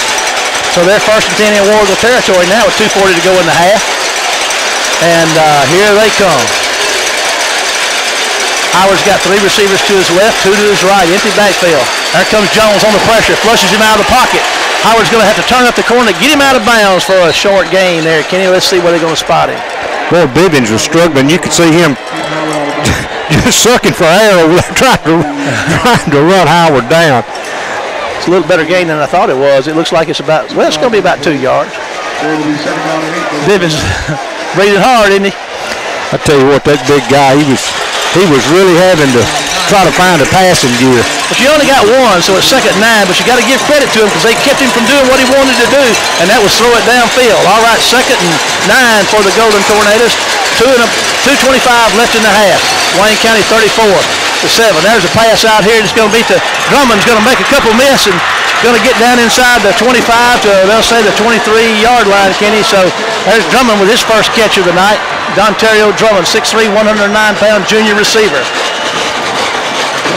We're going to move him to the other side. So Laurel's getting that offense going right now with 2:15. They're threatening down here just outside of the red zone with a 1st and 10 and 2:15 to go in the half. You know, they're going to get the ball to start the second half, so they can score here, score again. They can knock 14 points off that lead in a hurry. But anyway, it's 1st and 10 to the 23. That's the War Eagle 23. Here comes Howard. He's back there by himself. He's going to fire one downfield. And just great coverage by Wayne County. What can you say? There was nowhere to throw it, Kenny. Yeah, good job in coverage by the secondary. And that's the thing you got to do. You got to stay with your guy. And you got to know where he is. It's tempting a lot of times to look into the backfield and watch a ball game, see what's going on, but you really need to know, especially with this talented receiving corps Laurel's got, Marshall, you better know where your man is. Well, Octavius Cooley is going over there hollering at Keon Howard, trying to pat him on the head, saying, get your head in the game. They think he's rattled, so maybe he is, but it won't take but a minute for him to get it straightened out. He's looking to throw. They're going to flush him out of the pocket. They're going to drag him down at the 21-yard line. So big pressure up the middle, and that's going to just great coverage, great pressure. Everything, Wayne County's defense is playing well, Kenny, against a great offensive team of the Tornadoes, looking at a 3rd down and 9 yards with 1:30 to go in the half. If Wayne County can keep them out of the end zone right here, that'll be a big deal. Big deal. This is the deepest possession that Laurel's had so far tonight. There's the 21. There's the snap. Howard's looking to throw. They tackle one of our linemen. Flag down, and it's thrown up in the air, and it's going to be batted down. And I believe you're right, Kenny. Let's see how that works out. Evans buried Howard back there at the 33-yard line as he was throwing it. Clock is stopped at 1:10. The offensive lineman for Laurel is throwing their hands up in disgust. We got 1:10 to go in the half. Wayne County 34, Laurel 7. It's what was the call, Kenny? Well, I think we declined it. Declined it. It's 4th and 9, and we got let's see what's happening. We got a timeout. So with 1:10 to go in the half, a 4th and 9 for the Tornadoes at the Wayne County 21 and a 34-7 lead of Wayne County. We're going to take a 30-second break back to the station. Kenny, I tell you what, this thing is exciting as this first half has been, with just an onslaught of Wayne County in every respect, 34-7. No bigger play could come than to stop Laurel right now on 4th and 9 from the 21-yard line. I mean, this could put this first half to rest right here. Yes, and what's so big for our guys is, he likes to go to number 19, but you cannot forget about the other guys, 5 and 13 and 25. All those guys can catch a football and really move. And this could really go a long way toward the War Eagles' case right here if they can stop them. And stop them from scoring no more than 7 in this first half. That would be huge with the 34-7 lead. All right, here we go. 4th and 9. There's the snap. Howard's back to throw. Going to fire one across the middle, and Ulmer makes the catch. And it is a touchdown. I mean, what a rifle shot to Taquan Ulmer in the end zone. And Laurel scores. Boy, that ball was thrown in the only place that he had a chance to catch it, Marshall. Because we had 2 guys on him and in good coverage, and the ball perfectly thrown. All righty, that's a big play. We we're hoping to get out of there with a 34-7 lead at least, but it's not going to work out that way. It's going to be 34-13, and Laurel's trying for a PAT right here with 1:03 to go. So I say it's going to be 34-13, maybe 14 after this PAT. There's the snap, and it's ball. Wayne County, can they run with it, Kenny? No. I guess not. Okay, so they return the favor, so 34-13, so it's back on an even twist now. 1:03 to go in the half. 30-second break back to the station. We'll be back after this word from our sponsor.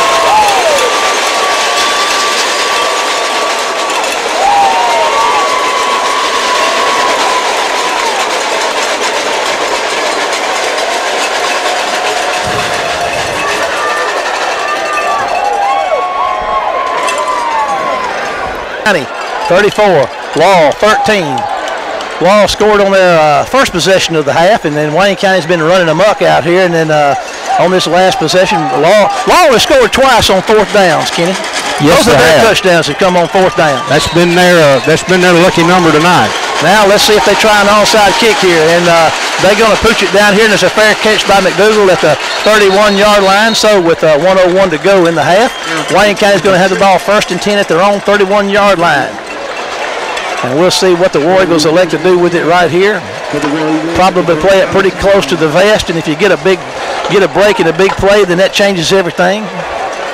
Well, Laurel's got, I think, 2 timeouts left. Or, no, 1. Okay, the board says 1. So it would be good if we can run some time off this clock. Yeah, you don't want to give them the ball again here in the first half, because you don't want to go into that thing 34-20. But anyway, here we go. Trips right.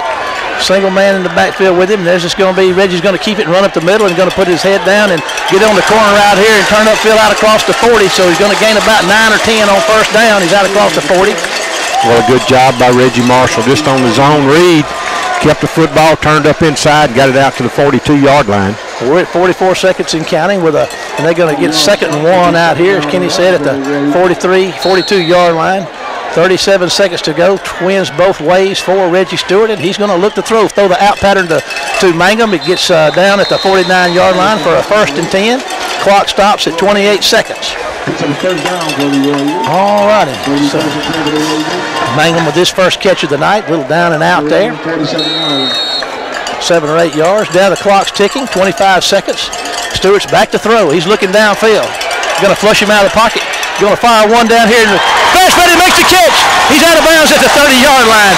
They had Stewart in the grass back there, Kenny, and he threw that thing and completed to Fast Freddy, and Fast Freddy gets down there inside. We're right at the 30-yard line.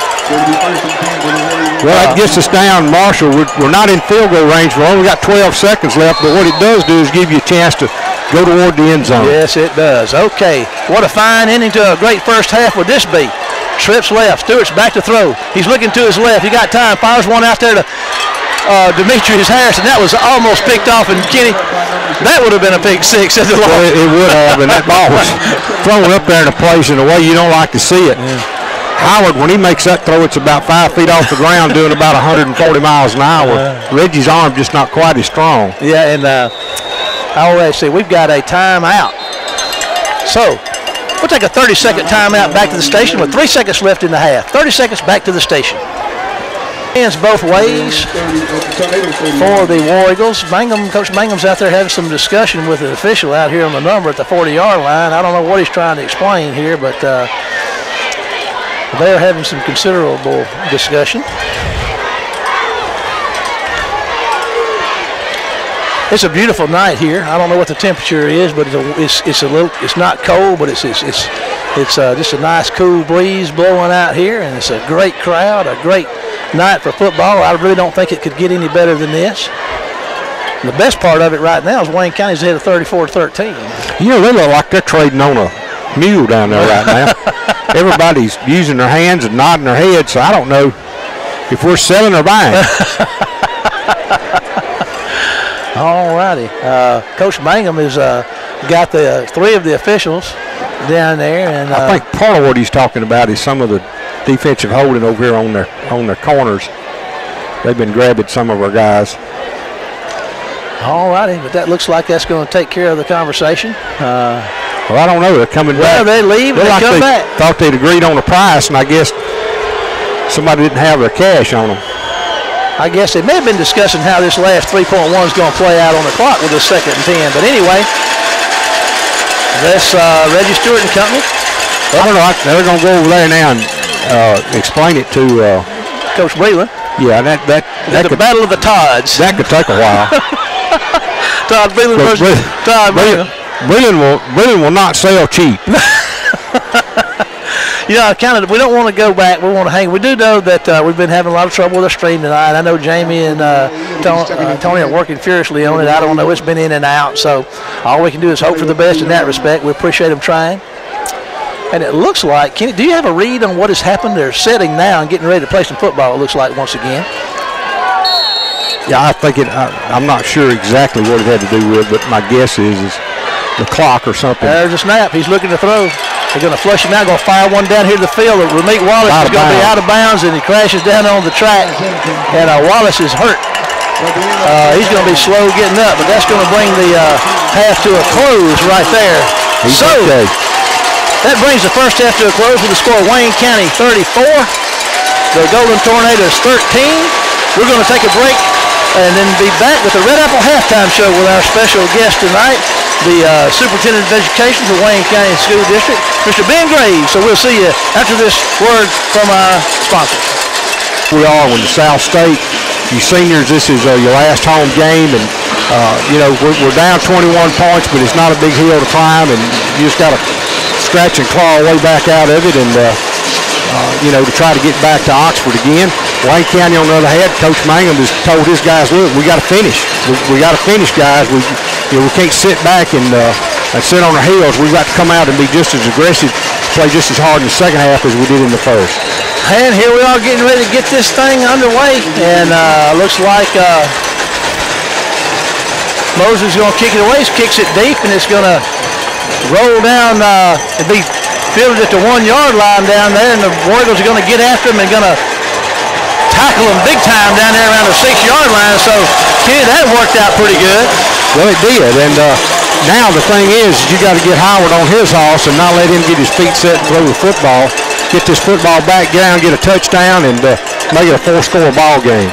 Well, like you and Jeremy have said, this first possession is going to be big, and Wayne County You told me. Well, I'm going to get into that. What we're looking at right now is 1st and 10 for the Tornadoes at their own 7-yard line to start this second half. Wayne County 34, Laurel 13. So Howard is going to come out guns a-blazing. I'm sure he's got 5 receivers out there right now. Nobody's in the backfield. They're going to probably put it on his back and see if he can do it, Kenny. And here come the War Eagles up the middle, and there's a pass out there in the catch, and I believe it's dropped at the 15-yard line. So that was number 18 for the Tornadoes, trying to make that catch, and that was Java Jones on the trying to dig that thing out of the ground right there. So 2nd and 10 for the Tornadoes from their own 7. And what would you expect Laurel to do but chuck it? And that's what they do, Kenny. And they do it so very, very well. And here they come.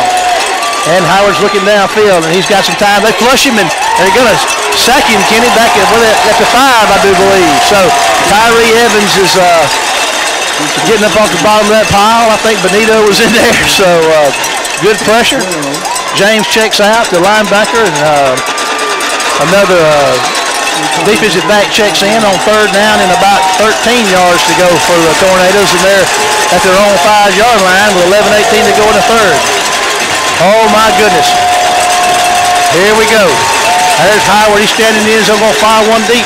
And a one-handed catch by Octavius Cooley, Kenny, and he's going to outrun everybody. I don't know if they're going to catch him or not. They won't ever catch him. He's gone. That's 240 pounds that caught that ball on a slant at about the 20, and he goes 95 yards for a touchdown. You know, that's what you got to worry about. You said it. And there goes Laurel, just unbelievable. I mean, they scored 2 touchdowns on 4th downs, and they convert on score a touchdown pass on 3rd and 13 from their own 5. And I mean, good gracious alive. I don't think this thing's not settled, though, Kenny. We got people standing back here. There may have been a flag or something. The officials are having a conversation. I don't know what's going on. Keon Howard standing at his own 40, but now he's going off the field, and the officials are talking. I don't see a flag, do you? No, That was a rifle shot he threw on that slant, and Cooley caught it with one hand. There's a sideline. There is a flag on the field over there, but the touchdown's good. So, I mean, that combination right there has really done it for Laurel for the past 3 years. Keon Howard to Octavius Cooley. What can you say? You know, I didn't know that guy was that fast. I knew he was big, I knew he could catch, and I knew he was strong, but he outran our cornerbacks. He outran guys that were 5'9", 5'10", 150, 160. Well, he's just a big, long-legged drink of water, and once he gets moving, he's just he's able to really get gone. All righty, we're fixing to look at here. It's 34-19. Here comes a PAT right here. And here's your snap, and the kick is up, and it's going to be good. So with 11 minutes, that's 1 minute off the clock here, and we got a 2-score ball game, 34-20. 30 seconds back to the station, and we'll be back after this word from our sponsors. All righty, we're back, and oh my goodness, folks, we got 11 minutes to go in the 3rd quarter in a 34-20 ball game, and what can you say about that play? You'd say it's an outstanding football play, and that's why Laurel is in the position they've been in as district champs. And McDougal's going to make a fair catch at the 26-yard line or thereabouts for Wayne County, and they'll be in business with their first possession of the second half. So Wayne County had everything going their way in the first half. They scored on their first possession. Laurel scored on their first possession. Then Wayne County broke surface, and it was Katie Barr to the door. Wayne County stormed out to a 34-7 lead. Laurel scored at the end of the half to make it 34-13, and they scored on the first possession that we've described here already to make it 34-20. And here comes Wayne County with their first possession of the second half, and they've got trips receivers to the right. And Flash Freddie Jordan Jr.'s in the backfield, and that Laurel crowd is on their feet now, feeling their oats for sure. They're going to move the ball over there to the left hash mark. Wayne County's moving left to right. Ball's on their own 26 with a 1st and 10. All righty, Kenny. Wayne County better get some offense going here. Reggie's going to make a shovel pass to Flash Freddie, and it's going to lose a yard, Kenny. Yeah, that didn't fool anybody, including Laurel. That's going to get them outside the chains. Going to bring up second down. We'll say 11 yards to go. Ball's. Looks like Ramik Wallace is no worse for wear after he fell on the track over here late in the second quarter. Second down and 12 for the War Eagles, leading 14 points. It appears somewhat precarious, and there's Fast Freddie making folks making one miss. But I tell you what, Kenny, he's not going to get a yard. They're going to maybe we'll see where they spot it, but it's going to bring up third down and around 11 or 12 yards to go for Wayne County. So Laurel has come out here and scored, and they got Wayne County in a third and 11. All righty. Single man to the left. Ramik Wallace is split left. Trips to the right for Reggie Stewart. Reggie's going to look to throw one out there to Wallace. He's going to drop the ball at the 31-yard line. So it's going to be 3 and out on Wayne County's first possession. And Wayne County's flirting with disaster with this bunch right here. Of course, the defense had them in their hands back here and handed to Laurel. They made it happen. That's why they're the defending state champions. Well, they are, and they're going to have the ball probably in good field position, Marshall. And I was looking up, number 35 is back on the field for Laurel. So that's another factor that Wayne County's got to take into account. 38 Mosley's going to be standing at his own 14-yard line to receive this snap. Hunter James, the senior snapper, gets a good step. It's a little high, but he's going to get a foot in it. He's going to punt it, get a nice spiral. It's going to hit the ground at about the 40 and take a Wayne County bounce, but Drummond's going to pick it up and got a block in the back down there. They're going to tackle Drummond at about the 39-yard line, and Kenny's got to say they got a block in the back, so we'll see what that does to him. All righty. 40-yard punt, Marshall. Not bad. He's got that little rugby, I call it a semi-rugby approach to that thing. He doesn't take a big, hard run to his right to punt it, but a couple of steps and got a nice spiral that turned over, and Drummond made the play on it and fielded it around the 35. And like you said, Kenny, there's your penalty being assessed against the Tornadoes. It's going to put the ball down here. Let's see where they're going to put it. Should be around the 26. 9:40 to go in the third quarter. Wayne County 34, Laurel 20. Wayne County had Laurel in a third and 12 from their own 5 or 6 yard line a while ago, and they converted on a touchdown of about 95 yards to Octavius Cooley. And here they go. They're staying in there. Like we said, they're going to put it on their all-everything quarterback, Keon Howard's back, and that's what they're doing. And Hopkins is threatening to blitz off the edge right here from his linebacker position. He backs out of it. We're inside 10 seconds on the 25-second clock. First and 10 for the Tornadoes. Here's your snap. Howard's back to throw. He's got time. He's going to fire one over there. And it's a fight for the ball down there. They had double teamed on, I can't see who that is. That was Roy Arrington and Jamarcus Fisher back there in coverage. Maybe Taekwon Ulmer. They were trying to get it to him down there at about the 40. It's still been, that was about 15 yards downfield, but it was incomplete. Brings up second and 10 for the Tornadoes. Tornadoes drove like 95 yards on their first possession. Wayne County was 3 and out. Got a nice punt. Here comes Laurel from their own 25 with a second and 10. 5 receivers in the game. 3-man front for War Eagles. Hunter James showing blitz in the middle. He may back out. Tornadoes moving right to left. What a football game here. What you would expect between these two. All right, Howard, there comes Benito Jones. Looks like he's being held, but there's no flag. Howard's going to run it, and run it he does. He's at the 40-yard line and out of bounds at about the 47-yard line, so that's going to be a big gain and a first down. Dual threat quarterback, Kenny. Yeah, we lost containment on him, and the big guy can really run, and he did a good job. He found him a spot, wasn't anybody over there, and he just took off, and he gets it out, Marshall, at 47. Benito Jones checks out. Clifton Jordan checks in. Give the big man a little rest right there. 9:22 to go in the third. Wayne County 34-20. Laurel with a first and 10 at their own 47-yard line. 9:22 to go in the third. 14-point lead for the War Eagles. Laurel on the move. Wayne County staying with that 3-man rush. They bring a linebacker up the middle. They're going to get after him and flush him out of the pocket. And he's going to be sacked, maybe got back to the line of scrimmage. Hunter James is there. DeAndre Gandy's there. Benito Jones is checking back in. Got him at the line of scrimmage. Second and 10 for the Golden Tornadoes.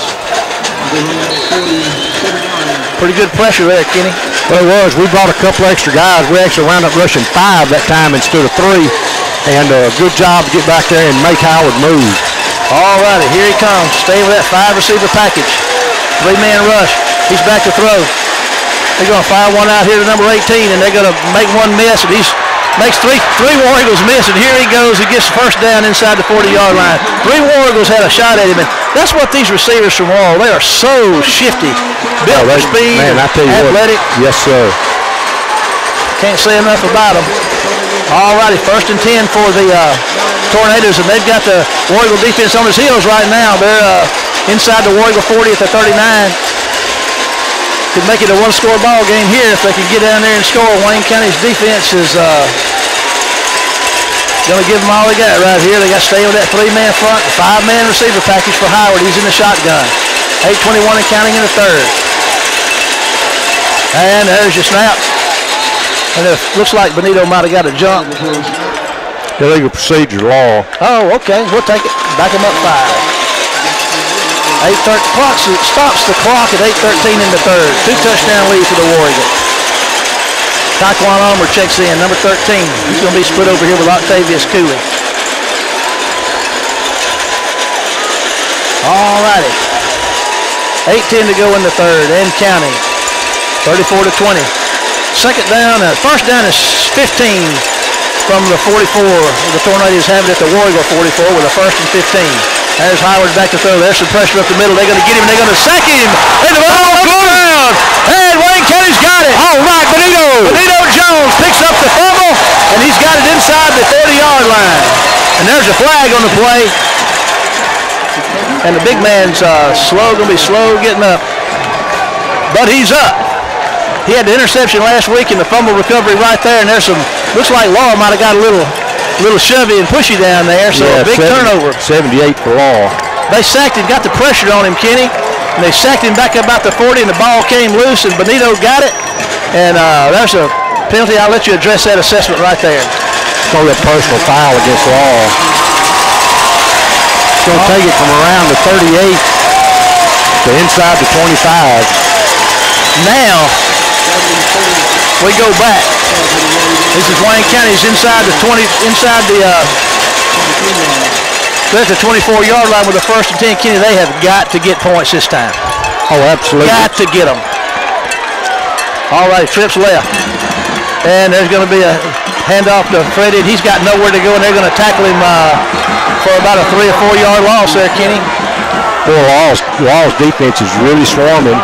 35's back in for Laurel. That guy's been a thorn in our side 2 ball games, and so I'll get you a name here for him. He's 5'7" and about 190 pounds. He's not a big guy, but boy, he's really fast. He's a troublemaker. Darius Townsend. He's a troublemaker. There's a pass out there, and McDougal's going to make the catch, and he's going to lose another.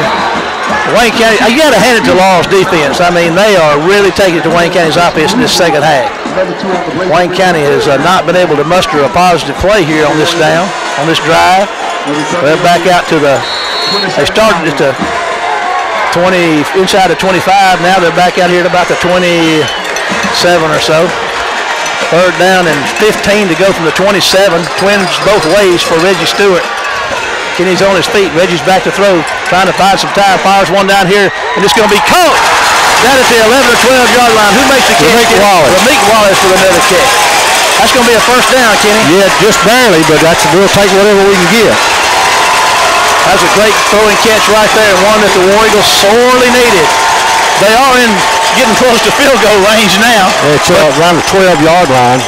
But like you say, field goals, touchdowns are way better than field goals. 6:40 to go in the 3rd. Wayne County 34-20 and threatening with the 1st and goal.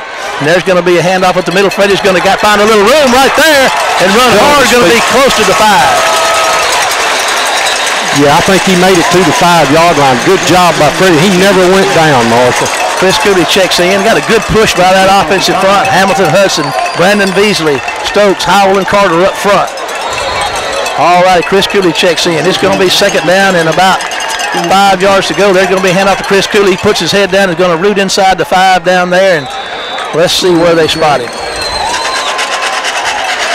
Boy, Wayne County needs a touchdown. Now they go with a big package. Benito Jones and the Denzel Bonner are checking in. It's going to be 3rd and 1 down here, Kenny. Ball's on the 2. They can get a 1st down at the 1. Big package is in. Chris Cooley's going to be your running back. Denzel Bonner. They threw the ball the last time they had this formation. And let's see what happens. There's going to be the handoff to Chris Cooley. He puts his head down. Got a first down and a touchdown, I believe, Kenny. No, he's just short. It's a fumble, and Laurel says they got the ball. No. They can run all they want to. It's down. Was it first down and goal to go? Laurel's taking the ball. They pick it up and run it all the way down the field. That young man's going to be gassed, and it says it's fourth down. The officials are saying fourth down, and we'll see. Benito Jones is saying go for it. I don't know. I can't get a read on it. What's happening? Well, I don't know where the ball is going to be placed. I thought he had enough for a first down. I believe he does. He only had to get. I believe he does, Kenny. Got a first and goal. First and goal. Inside the one. That's right. 5:25 to go in the third. Wayne County 34. Laurel 20. Laurel came out. Right at the one. I'm sorry. Big package stays in. It's right at the one. First and goal. There's your handoff to Chris Cooley. Puts his head down. Now there's a touchdown, Wayne County. And how big is that, Kenny? That's huge. You got to answer one of these scores and try to get that lead extended back out. If we get the extra point here, that'll make it a 21-point game again. You know, Wayne County's defense really rose to the occasion right there and got that turnover. That's 3 turnovers tonight, 2 pick sixes and a fumble recovery. The big thing is capitalizing on that fumble recovery. Here comes the PAT. There's the snap. The kick is up, and it's going to be good. So, 5:20 to go in the third. Wayne County 41, Laurel 20. Here's a 30-second break. Back to the station for you.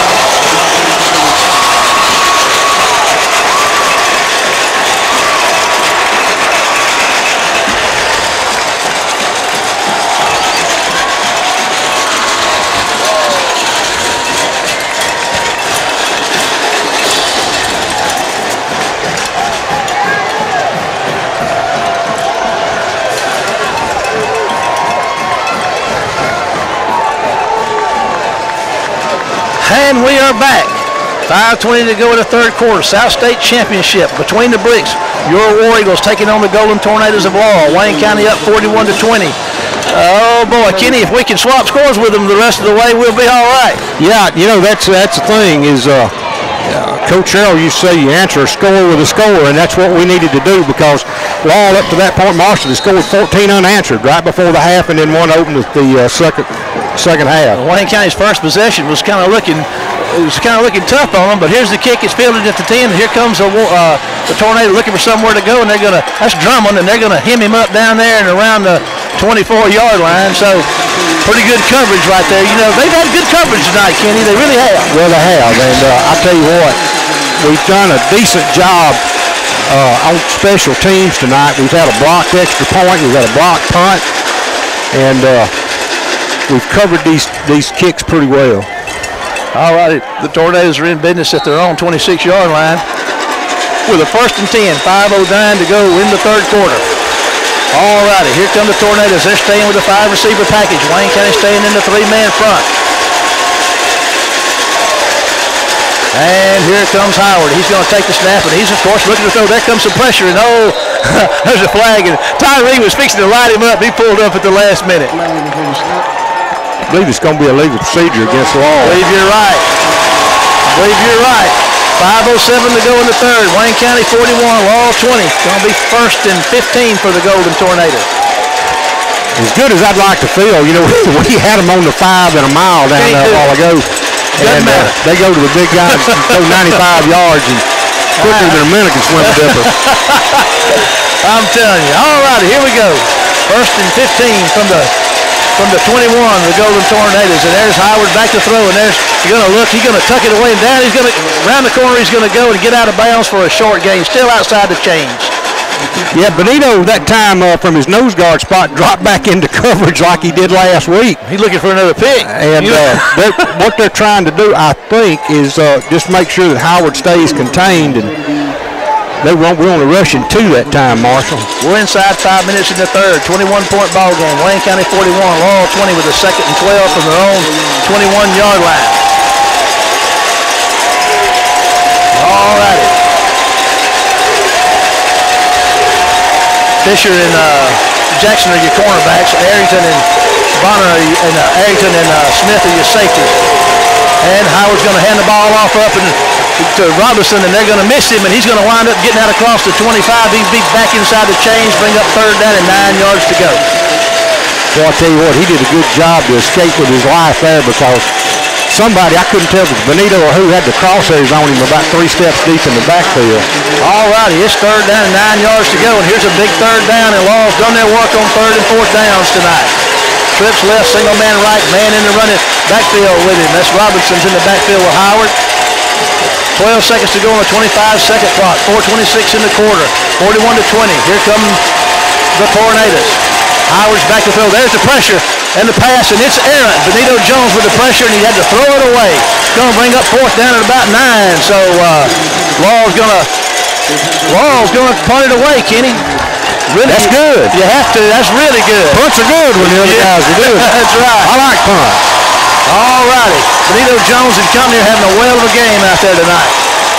I think probably one of the best defensive games we played all year, Marshall. And, now the time we got to get the football and take some time off the clock. And score some more points. Jordan is standing at his own 40. There's a low kick, and Freddie may catch it on the hop. He's going to catch it on the hop at the 40, hit straight up the field, and they're going to tackle him at about the 45-yard line. So with 4:05 to go in the 3rd quarter, Wayne County's got a 41-20 lead and a 1st and 10 at their own, somewhere about their own 45-yard line or so. We'll see. All righty, Kenny. How sweet would another touchdown be? Man, we having fun or what? I'm going to make you're tempting me on this radio. All righty, can the War Eagles get down here again? All righty, they've got 1st and 10 at their own 46-yard line. I believe that's Chambers in the backfield with Reggie Stewart. That is, Chambers is going to get the carry, and here he goes. He stumbles out to midfield for about a 4 or 5 yard gain on 1st down. Yeah, if he made it to midfield, that'll be 4, so 2nd and 6. And he was a shoestring away from getting on that corner and being gone. He sure was. I don't know if he tripped over his own feet or what. And here they come with the 2nd and 6, and they're going to hand it to Chambers again. And here he goes. He's on the corner. Turns it upfield. He's inside the 40-yard line with a 1st and 10. Tell you what, a great run that time. He just got off the edge, and we pulled the tight end over here. How we did that, I don't know, but we got a box on the far hand side over Uncle Gene, actually running a flanker. Wayne County's got their foot on the gas here. NASCAR going to hand it to Chambers again, and they're going to drop him for about a 4 or 5 yard loss there on 1st down. 3:25 to go in the 3rd quarter. Wayne County 41, Laurel 20. Wayne County's going to be looking at about a 2nd and 14 to go here. Ball's at the 43-yard line of the Tornadoes. Wayne County's got the ball in a 3-touchdown lead. You don't want much more than that, except maybe points for Wayne County, Kenny. Well, I mean, the thing is here is just to keep the clock moving and pick up a 1st down. Keep that ball. There's going to be a handoff to Chambers. He's running upfield, breaking tackle or 2, and going to get maybe a yard. So it's going to bring up 4th down and about 12 or 13 to go. Fast Freddie Jordan Jr. checks back in. I hate to say it, this is where you got to really be careful with that football. Oh, absolutely. 2:40 to go in the 3rd quarter. Wayne County with a 21-point lead in the ball. A 3rd down and 12 yards to go. That'll help. That'll shorten it by 5. Yeah, that'll work. All right. Wayne County, the Tornadoes jumped off sides. So that'll give us a 3rd and 7. Like we talked about earlier, that's way more better than a 3rd and 12, isn't it? Oh, absolutely. It's still a little further than you'd like it to be, but it does give you an opportunity to pick up a 1st down without having to have such a big play. All righty, here come the War Eagles. He's going to hand it off to Fast Freddie, and he's breaking tackles, and he's going to be short, Kenny, but we'll see what Wayne County's going to do with it. He got to the 33, only picked up about 3 yards, and I tell you what, this Laurel defense is so quick. They really are. And there's 2:09 to go, 4th and 4, and Wayne County's calling the team over here to the sideline, and they're going to send the punting team out, Kenny. Yeah, and I wouldn't be surprised if Laurel didn't make an effort to try to get a block on this one. We got 10 seconds on the 25-second clock. That's really academic right now. I don't know if they're going to get this punt off. And they may fake it, Kenny. Let's see, it's 3 seconds. They're not going to get it off. That's going to be, the clock is out. That's going to cost them 5. So, or did we call timeout? we call timeout. All righty, Wayne County gets a timeout. So with 1:39 to go in the third, Wayne County 41, Laurel 20. We'll take a 30-second break back to the station. Fourth down and 5 yards to go. The ball's on the 33-yard line, so Wayne County is going to try to punt it away. And Mosley's going to be on there to punt. I don't know whether Wayne County's going to try to pin it back there or maybe try to fake it. We'll see, Kenny. You know, real estate really doesn't mean much to Laurel's offense, but no, it doesn't. They got Benito back here on this punt block team, right back here in the blocking for the. They may snap it to him and let him run it, and that's what they do. And here he goes, Kenny. And Benito's got a first down. He's running inside the. Still on his feet. Still on his feet inside the 20. Holy cow! I saw that one coming. Benito's intercepting passes, recovering fumbles, and converting on 4th and 5. Gets the ball down to the 18-yard line, and I don't know, man. That's the big guy gets a carry. I don't know. I'm at a loss for words. But what we got is a 1st and 10 for Wayne County inside the 20 with 1:17 to go in the third and a 3-touchdown lead. And Wayne County's got the ball in the red zone now. 15 yards in the first down. And they convert. Back to that formation they've had such success with, and there's going to be the handoff up the middle to Fast Fed, and he's going to run and maybe get about 3 yards. Yeah, he gets to around the 15. The 15-yard line. We're inside a minute now in the third quarter, and Kenny, there's a good chance we could go into the fourth quarter with a 3-touchdown lead. I'd rather go into the fourth quarter with a 4-touchdown lead. That could happen. If you'll permit me. I'll permit you. All righty, we're just as sorry as we can be about our stream, but Tony and Jamie and the Easy Stream folks and the internet providers have done all they can do. Here's your snap. There's your handoff up the middle. Fast Fetty makes a step and gets a pretty good surge. They're going to get about 3 or 4 more. Going to be about the 12-yard line, Kenny. And we're at 21 seconds in the third quarter. This could be the last play. It's going to bring up third down and 5. So they're going to let it run. Let it run. So 3 down and 1 to go. Wayne County enters the fourth quarter with a 21-point lead and a 3rd and 4 on the 12-yard line. So we're going to take a 60-second break to the station and be back after this word from our sponsor. County's going to start the fourth quarter here with a 3-touchdown lead and a 3rd and 4 at the 12-yard line of the Laurel Golden Tornadoes. Kenny, this could go a long way toward claiming that South State championship right here if they can score again. Well, I mean, this is where, too, you're going to have a big decision to make. If you don't get the first down here, do you go for the field goal or do you try for the first down? Let's just get this first down right now and go on. Then it won't matter. That's right. Let's see here. Here's your snap. And Reggie's looking to his right. He's going to make one miss and break a tackle, and he's going to try to get on the 10. He does. He's at the 10. Inside the 10, it's going to be a first down, I believe, Kenny. Yes, it is. He's inside the 5. It's going to be 1st and goal for Wayne County. Looks like he's around the 4-yard line, I'm going to guess. Reggie Stewart was going to make that read up the middle, and it was gone, so he just kind of floated around the corner and broke a tackle and got out there for a 1st and goal. Wayne County's going on that. They got that 2 tight end set. They got 1 receiver split wide both ways, and then Fast Fetty Jordan's in the backfield with Reggie, and Fast Fetty's going to get the handoff. He's going to crash up the middle, and he's going to be close. What's he going to be? Cow. Touchdown, Fast Fetty Jordan Jr. Wayne County scores again. Starts the fourth quarter off right. It's going to make it a 4-touchdown football game. Kenny, if they can get this point after touchdown. Well, all's been in a ball game where there's been that many touchdowns scored in 3 minutes. All right, here we are for the PAT. Hunter James to snap. Reynolds on for the PAT out of the Mangum hole. There's the snap. The kick is up, and it's going to be good. So with 11:39 to go in the South State Championship, Wayne County 48, Laurel 20. Here's a 30-second break back to the station, and we'll be back after this word from our sponsor. Championship 5A. These two teams battling out for a chance to go to Oxford to play at Vaughn-Hemingway Stadium against the winner of Oxford and West Point for the 5A state championship next Saturday night at 7:30, I believe, kickoff. Wayne County's making their case right now, but they got 12 minutes to go to hold on. There's a kick. It's going to be fielded by Drummond at the 14-yard line, and here he goes trying to get on the corner, and he's breaking tackles and finding some running room over there, Kenny, and he's going to get out across the 35 and maybe the 40. So Laurel's going to be in business with the 1st and 10 somewhere about their own 40 down there. Well, a good job by Laurel. He followed his blocks just sort of picked and shucked and jived his way up the field and did a good job. All righty, 11:26 to go in the contest. Wayne County 48, Laurel 20. Laurel's going to go. They ran a lot of 5 wide out package in the third quarter. They went to a running back and they went to the 4 wide outs, and that's what they're in right now.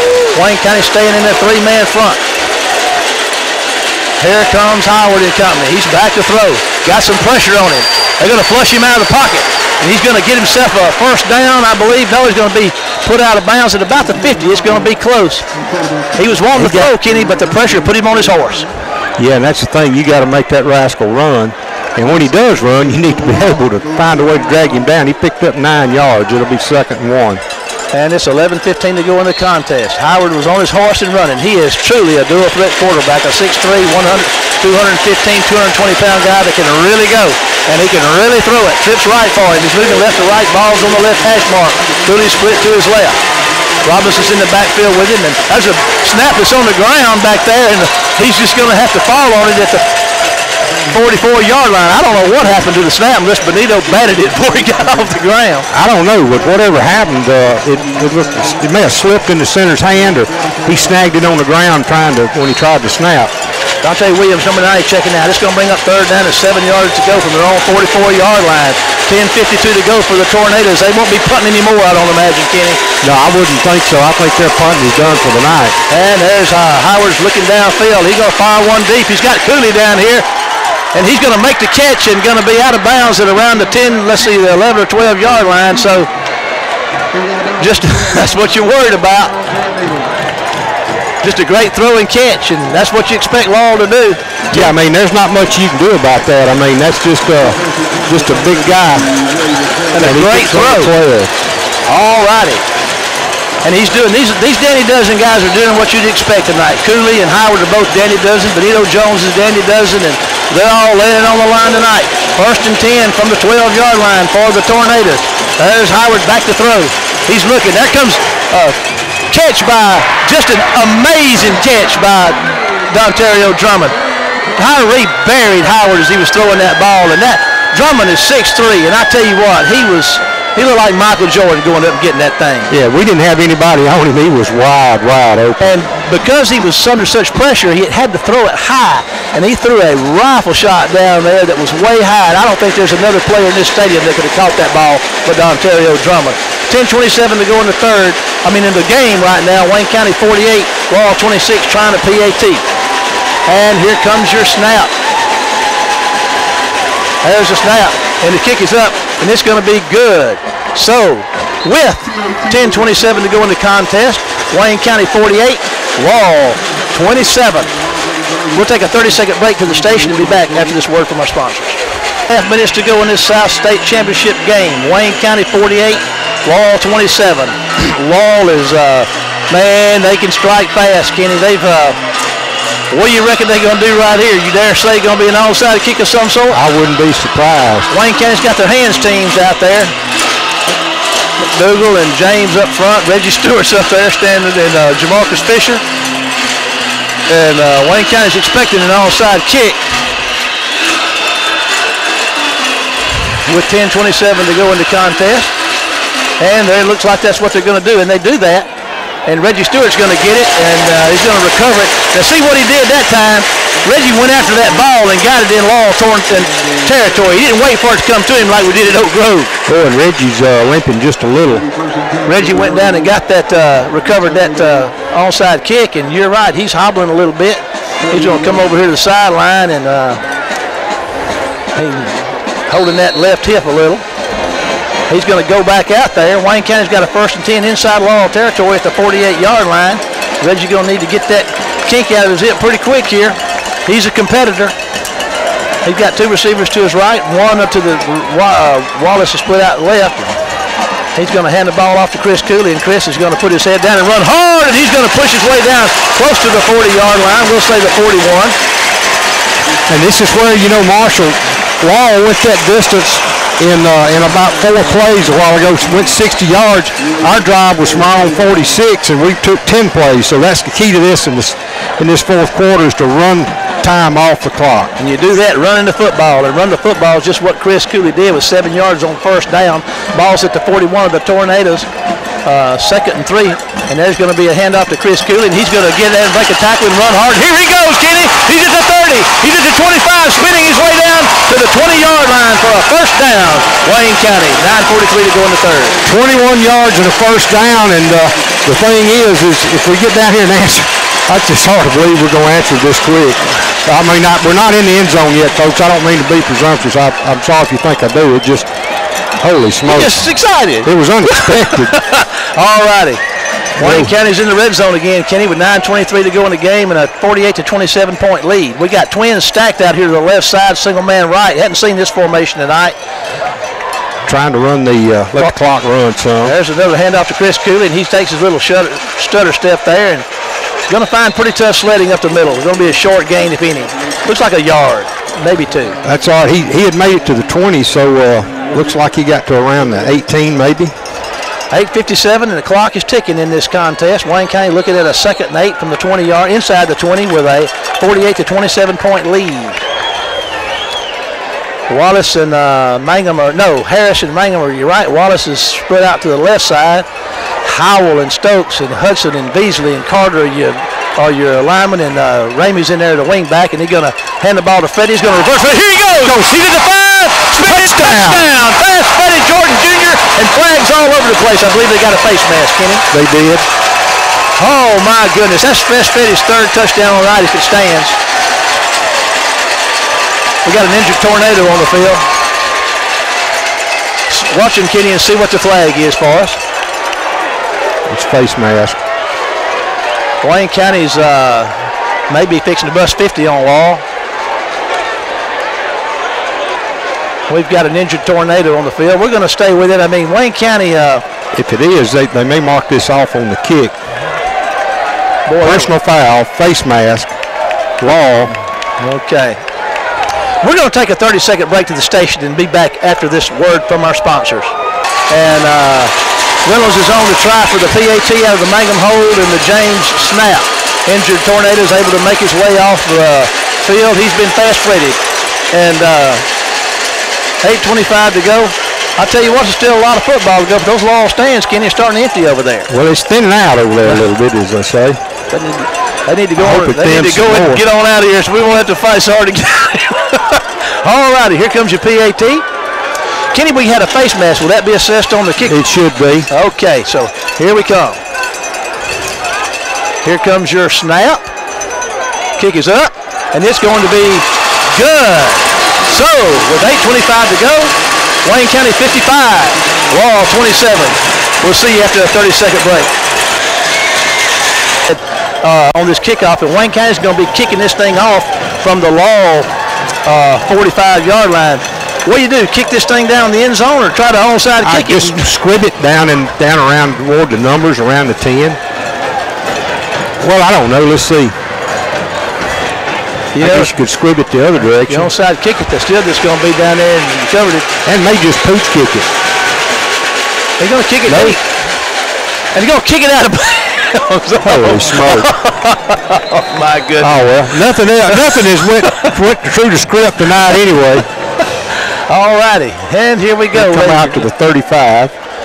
8:25 to go in the contest. Wayne County 55, Laurel 27. Laurel's going to have the ball at the, what's that, Kenny, the 35? Yeah, it should come out to the 35. All righty. And they're setting it down. Oh, you hate to chastise your kicker, you know, but... Well, don't. Hey, man. Kick it. Well, if you're going to kick it in the end zone. Of course, I was the one that said kicking it toward the 10 over here, so that's my fault. I guess I'll take the blame for that. He's so used to poaching it like that. Oh, my. What a night. Laurel's crowd's thinning out over there, Kenny. There's a few faithful staying, but they are headed for the door. I'm not so sure that there's not a flag down over here, Marshall. I don't see one, but they're standing around the 33, 34 yard line going on. You're right. Having a meeting of the board. Whatever it is. I don't know what's happening. The players are all leaving the field here, Kenny. What you got? We got a re-kick. A re-kick. Where would it be kicked from? I guess the 50. I guess we were offside. Oh wow. That works. I haven't seen that. Well, we were offside in the first quarter, if you remember. Okay, I got you. Well, re-kick it. So we're going to stand in the middle of that Nader there. The 50. I tell you what, that's a pretty cool logo, though. You see a lot of school logos over the. And it's upside down right now. Yeah, from where we are. But that's a pretty sporty logo. They had it on the headgears for a number of years, and then now they've gone back to this LHS on the helmets. But that's one of the more unique and sharpest logos in the state. Yes, it is. And here goes. Moses is going to kick it. He's going to kick it deep this time. It's going to go into the end zone. But I tell you, now at the back of the end zone. So that dog's a hunt right there. Ooh, how you like that? Oh, man. I'm about to pour some cold water over you. So you got anything I can pour on him over here? All righty. It's 8:25 to go in the contest. Wayne County 55, Laurel 27. And I tell you what, hold on to your hat, folks, because the gunslinger, Keon Howard, is going to come chunking this table. Hurry. He sure can. We've seen what they can do, and don't forget about, he's got receivers Drummond and Ulmer. Don't forget Octavius Cooley. Don't tell me what's going to happen.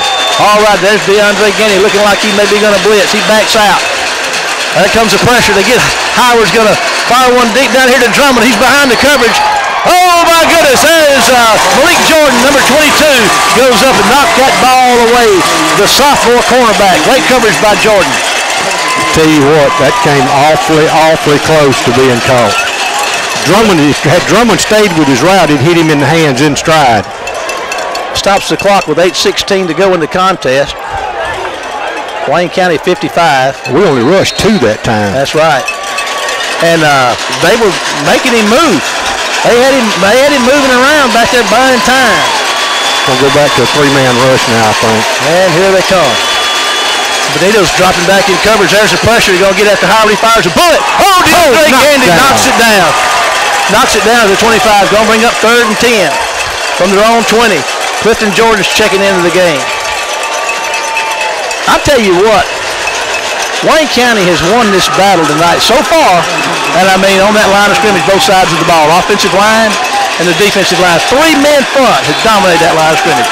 And I tell you, Coach Mangum and his defensive staff have done a good job of mixing things up. But you got to say, Bud Blackledge has called an excellent and outstanding offensive game tonight. Yes, he has. All righty, 3rd and 10 from their own 20. There's Benito, gets a jump off the ball. Howard's firing it deep downfield. Wayne County's going to let, I'll tell you what, they're not going to let him. His helmet comes off, and that stops the play. That's they buried Keon Howard back here at the 12, and he's slow getting up, but he's up. They make the catch.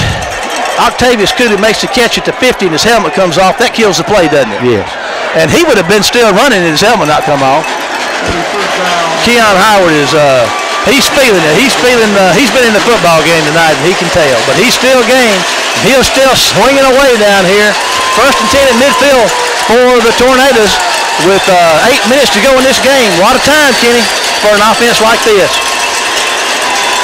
All righty, Wayne County can't get complacent. They're going to have to keep their chin straps buckled up. All righty, there they come. They're getting after him again. Put him on his horse. And there's a flag. Flag should be a illegal procedure. I'll tell you what, Tyree Evans and Benito Jones and that bunch is just giving that offensive line fits down there tonight. Procedure call. You're right, Kenny. We're at 7:45 to go in the contest. Which that really doesn't really make much difference because you're not talking about needing first down, so you're talking about needing touchdowns. And they specialize in that. Yes, they do. It's 1st and 15. Like I said, those 7:44 and counting in the contest. They got to get 15 for a first down, but like I said, touchdowns is what they're looking for. 4 wide outs, and Robinson's in the backfield with Howard. There's your snap. There comes the pressure. There's the screen to Robinson, and Benito is going to get after him and going to slip. Robinson's going to find some running room, and he gets into War Eagle territory. He's going to be short, of course. He's going to be about 6 yards short of a first down. That's 2nd down. Boy, that was a good call, too. Yes, it was. and it worked well. 2nd and 6. Ball's, there's the snap. Howard's looking to throw. There comes Gandy putting pressure. Throws one deep down here to Cooley. And I mean just over his shoulder. A lot of pushing off down there, but no flag. He was trying to get it to Cooley down there inside the 10, and he could not make the catch. Jamarcus Fisher and Deion Smith were back there in coverage. Hopkins checks out. Hunter James checks in there for him. 3rd down and 6 yards to go. Ball's on the 40, just outside the 45 of the War Eagles. 6:56, the clock is stopped on the incomplete pass. Well, I'll tell you what, our defensive backs are going to have nightmares. They're not going to sleep good tonight because they're going to see nothing but 19 in that ball going. He's over there catching his breath. He's been running up and down that field so much he's out of gas. There's Howard's back to throw. There comes DeAndre Gandy. There's a pass in the flat to Robinson, and he makes the catch and is going to get a 1st down, I believe, down there close to the 30. Clock still running at 6:45 and counting, which is important. Clifton Jordan's checking in. Clock stops at 6:43. 1st and 10 for the Tornadoes are just outside the War Eagle 31. 55-27.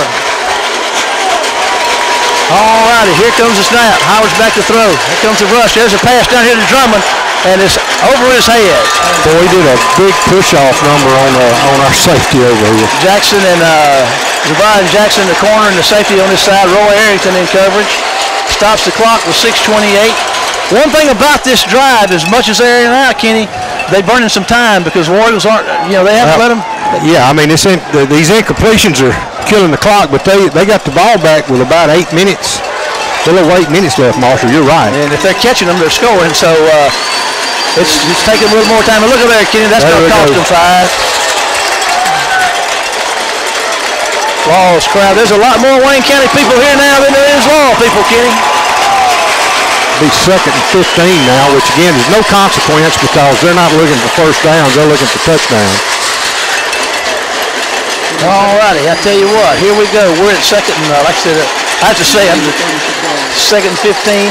Ball's on the 34. That's we'll look at that. Here comes your snap. Howard's back to throw. There's some pressure after him. They're going to put him on his horse. He's going to have to run, and there's a flag, and they're going to tackle him. Holding call, too. They're going to tackle him after about a 2-yard gain. He's still at the 33-yard line. Kenny says holding, so let's see what that does. Holding call against the Tornadoes. And you're right, Kenny.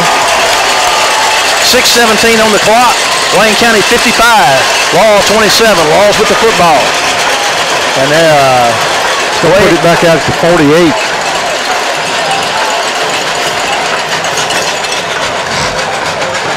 You're right, Kenny. Boy, you are good at that. You know that? That's why you pay me the big money.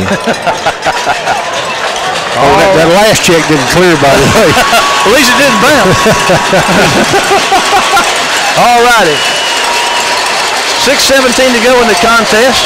Twins both ways. Robinson's in the backfield with Howard.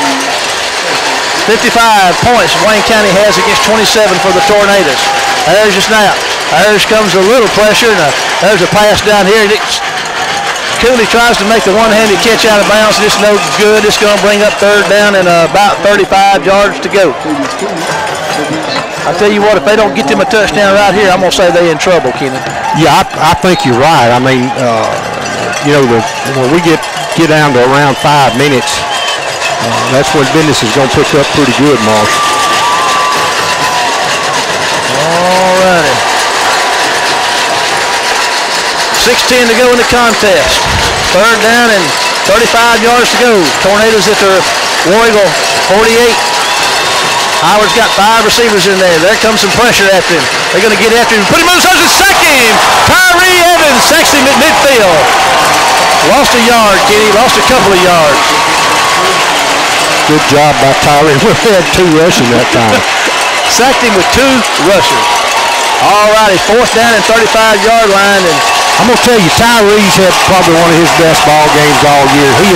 He hadn't called him out a lot, but he has put a lot of heat on Howard tonight. Yeah, he's been making him move and get out of pocket, not just letting him sit back there and pick us apart. All righty, Kenny Laws pull some rabbits out of the hat on 4th down tonight so far. I wouldn't know why we wouldn't expect anything less. There comes the pressure again. It looks like they're holding him. There's a pass across the middle, and it's, oh my goodness.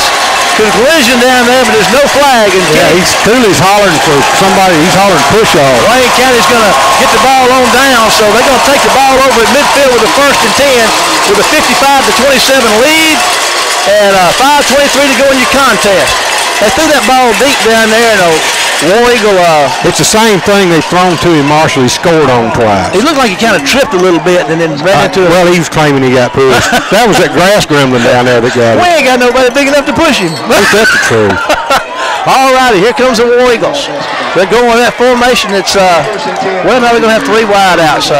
Going to have an H-back back there, and Jeffrey Ramey and Fast Freddy's in the backfield. Here come the War Eagles, 1st and 10. Just going to hand it to Fast Freddy, and here he goes and puts his head down, and he's going to get maybe a half a yard.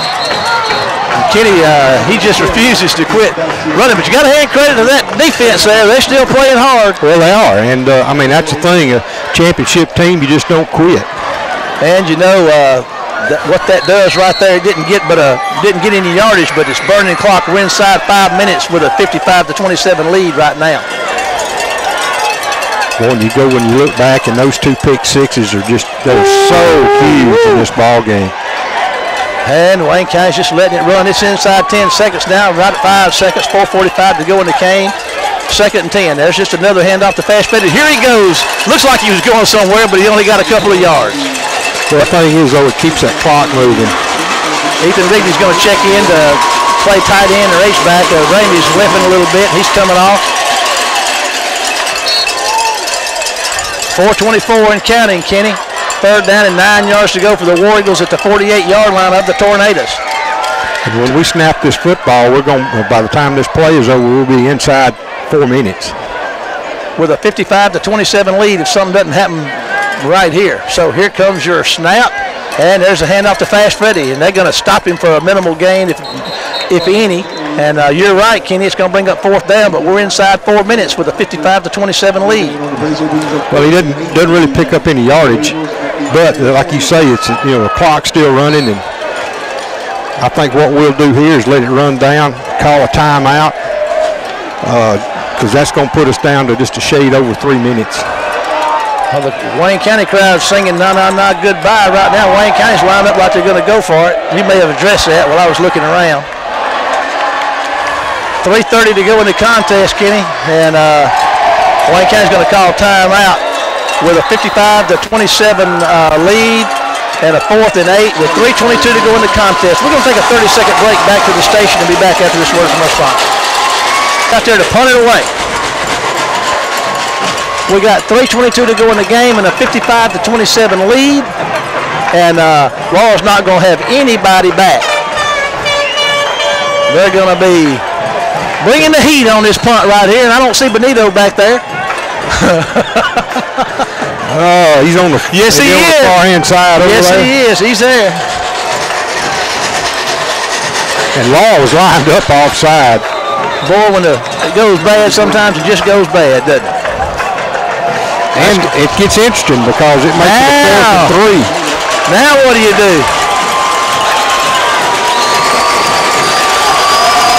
What do you think, Kenny? I tell you what, it's awfully tempting.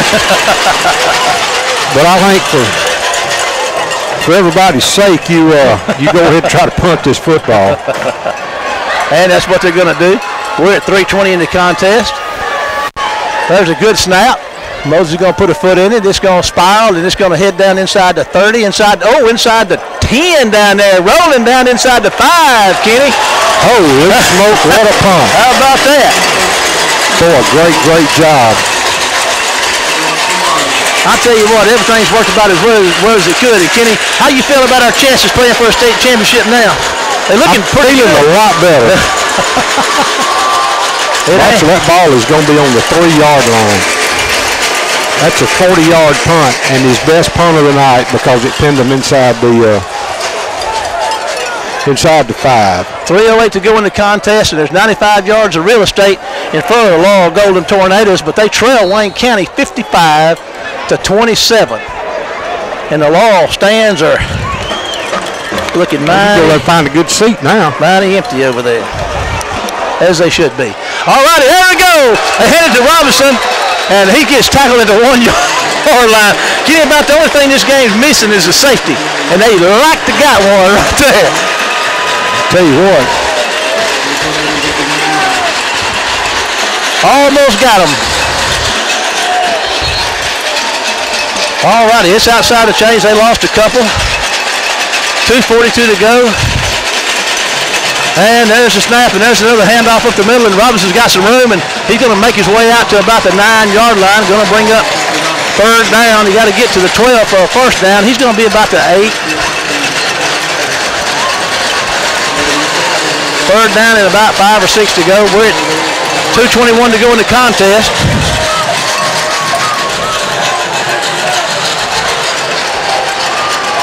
Ladies and gentlemen, this has been a great effort by Wayne County. I tell you what, best effort of the year and the biggest game of the year.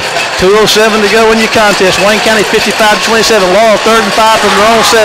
Howard's back to throw. Fires one out here over the head of Dontario Drummond. Gonna bring up 4th down, Kenny. 1:56 to go. I'm telling you, you can punch your ticket. I can go ahead and find that motel up around Pontotoc. We're going to Oxford, Mississippi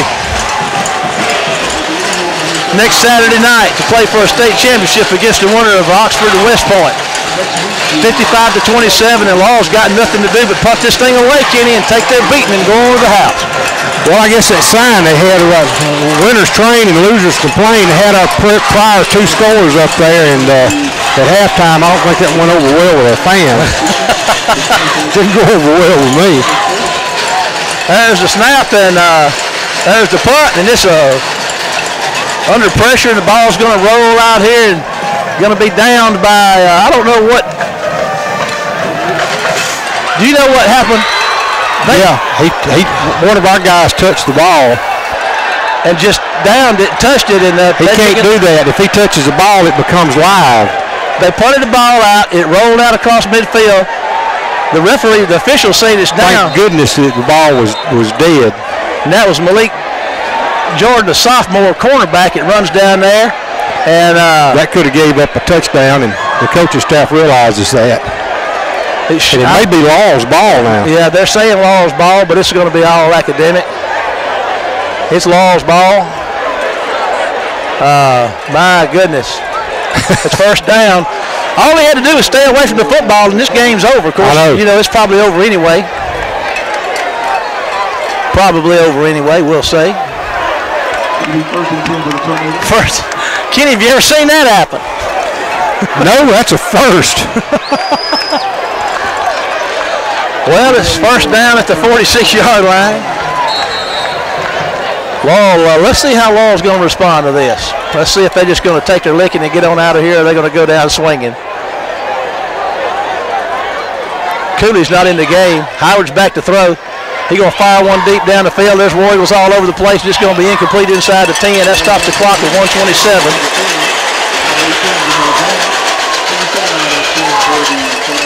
1:26 to go in the contest. Wayne County 55-27. Didn't have the ball. The sophomore hadn't touched it. He called himself down in it. Yeah, I mean, that's what he thought. But, you know. All righty. Yeah, it looks like we're going to Oxford to play for a state championship. How are you going to fare up there in Vaughn Hemingway? You going to be all right? It's going to be rough on me, but hey, I'm glad to be going. There's a handoff to Robinson. He's going to get inside War Eagle territory and going to be down, and that'll keep the clock running. It's at 1:19. And 1:13 in counting. Wayne County 55, Laurel 27. They were giving Malik the blues down there on the sideline. His buddy bless his heart. Now he's got to stand out here and cover. There goes number 7 for Law's going to run the ball down and going to get a first down. And we're inside a minute, Kenny. Wayne County has won themselves a South State championship. We're playing for another state championship. They played for 5 and won 3. I tell you what, it's just hard to believe. It really is. It's hard to believe. We got so close. Especially coming over here, and they won 3 in a row, and we had that monkey on our back, but it's gone now. We sent him back up the tree. He's up the tree and gone. Here comes what may be the last play of the game, and I'll tell you what, you got to hand it to Breland. He's just running it out and not trying to do nothing fancy, and that's 25 seconds, and I don't even know if they're going to stop the clock, Kenny. Yeah, they're going to stop it So the half coach went out of bounds.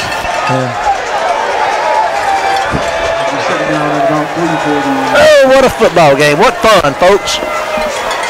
We've had a good time over here between the bricks tonight. Last 3 times we've been over here, it hasn't been that much fun. Well, it hadn't. Matter of fact, it's been terrible. All righty, we're at 22 seconds in the 55-27 in Law's stands. There's probably nothing but family left over there right now. We're going to stay with it. And I'm not hearing the L-Town chant. Thank goodness.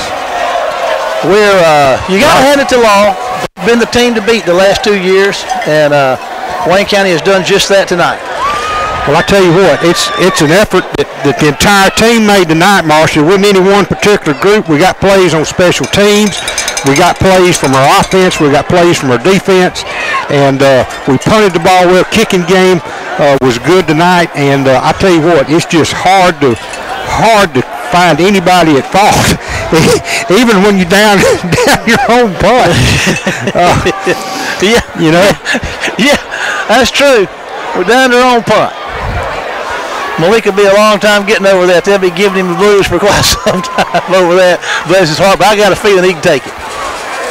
All righty, 22 seconds to go. 2nd and 3 from the 27. And Marshall, we scored 20 in the first quarter, 14 in the second, 7 in the third, and 14 in the fourth. And you just don't, that's just huge. You score in every quarter. And here comes the Tornadoes. And Howard's just going to hand it off to number 7. He's going to try to get out here on the corner, and he's going to find some room to get inside the 20 and out of bounds at 15 seconds and 13 seconds. They stop it at 13-3. I'm not even going to chart the rest of this unless they score with 13 seconds left. 55-27. Wayne County has punched their ticket. They came over here and took back, what was theirs, Kenny? Their ticket to play for a state championship. Yes, and you know the thing is, 24 teams played. We're still playing tonight, Marshall. Only 12 get a chance to play this last weekend, so I guess I won't have to. I had some stuff I needed to do this weekend. I guess I'll put it off and go back to the film room Sunday afternoon. Okay. 13 seconds to go in the contest. Just run it straight up the field there, Tornadoes, and let's get this thing out here so we can start this celebration. All righty. Tell you what, this crowd has been waiting to. It's going to go crazy over here. This Wayne County crowd. They may storm the field. Anyway, it's 13-3. 13-3 to go in the game. Play clock to run down, I guess, but I don't know why. But all righty, here comes your snap. He's going to hand it off and run up the middle, and they're going to tackle in by Benito Jones. Tackle for a loss, and that's a good way to finish tonight off. Ladies and gentlemen, Wayne County's your South State Championships. That brings this one to a close of 55-27. We're going to break to the station for 60 seconds and then come back live for Kenny's recap of tonight's contest for you. Well, you know, we've said this a time or two, but I guess, you know, we can quote Jackie Gleason one more time. How sweet it is, Coach. How sweet it is. Yes, it is. I'm so proud for these players and these coaches, and just so happy for them. Since I've come back, I've wanted these players to feel what it feels like to win a South State championship, to play in a state championship, and now this group is going to be able to.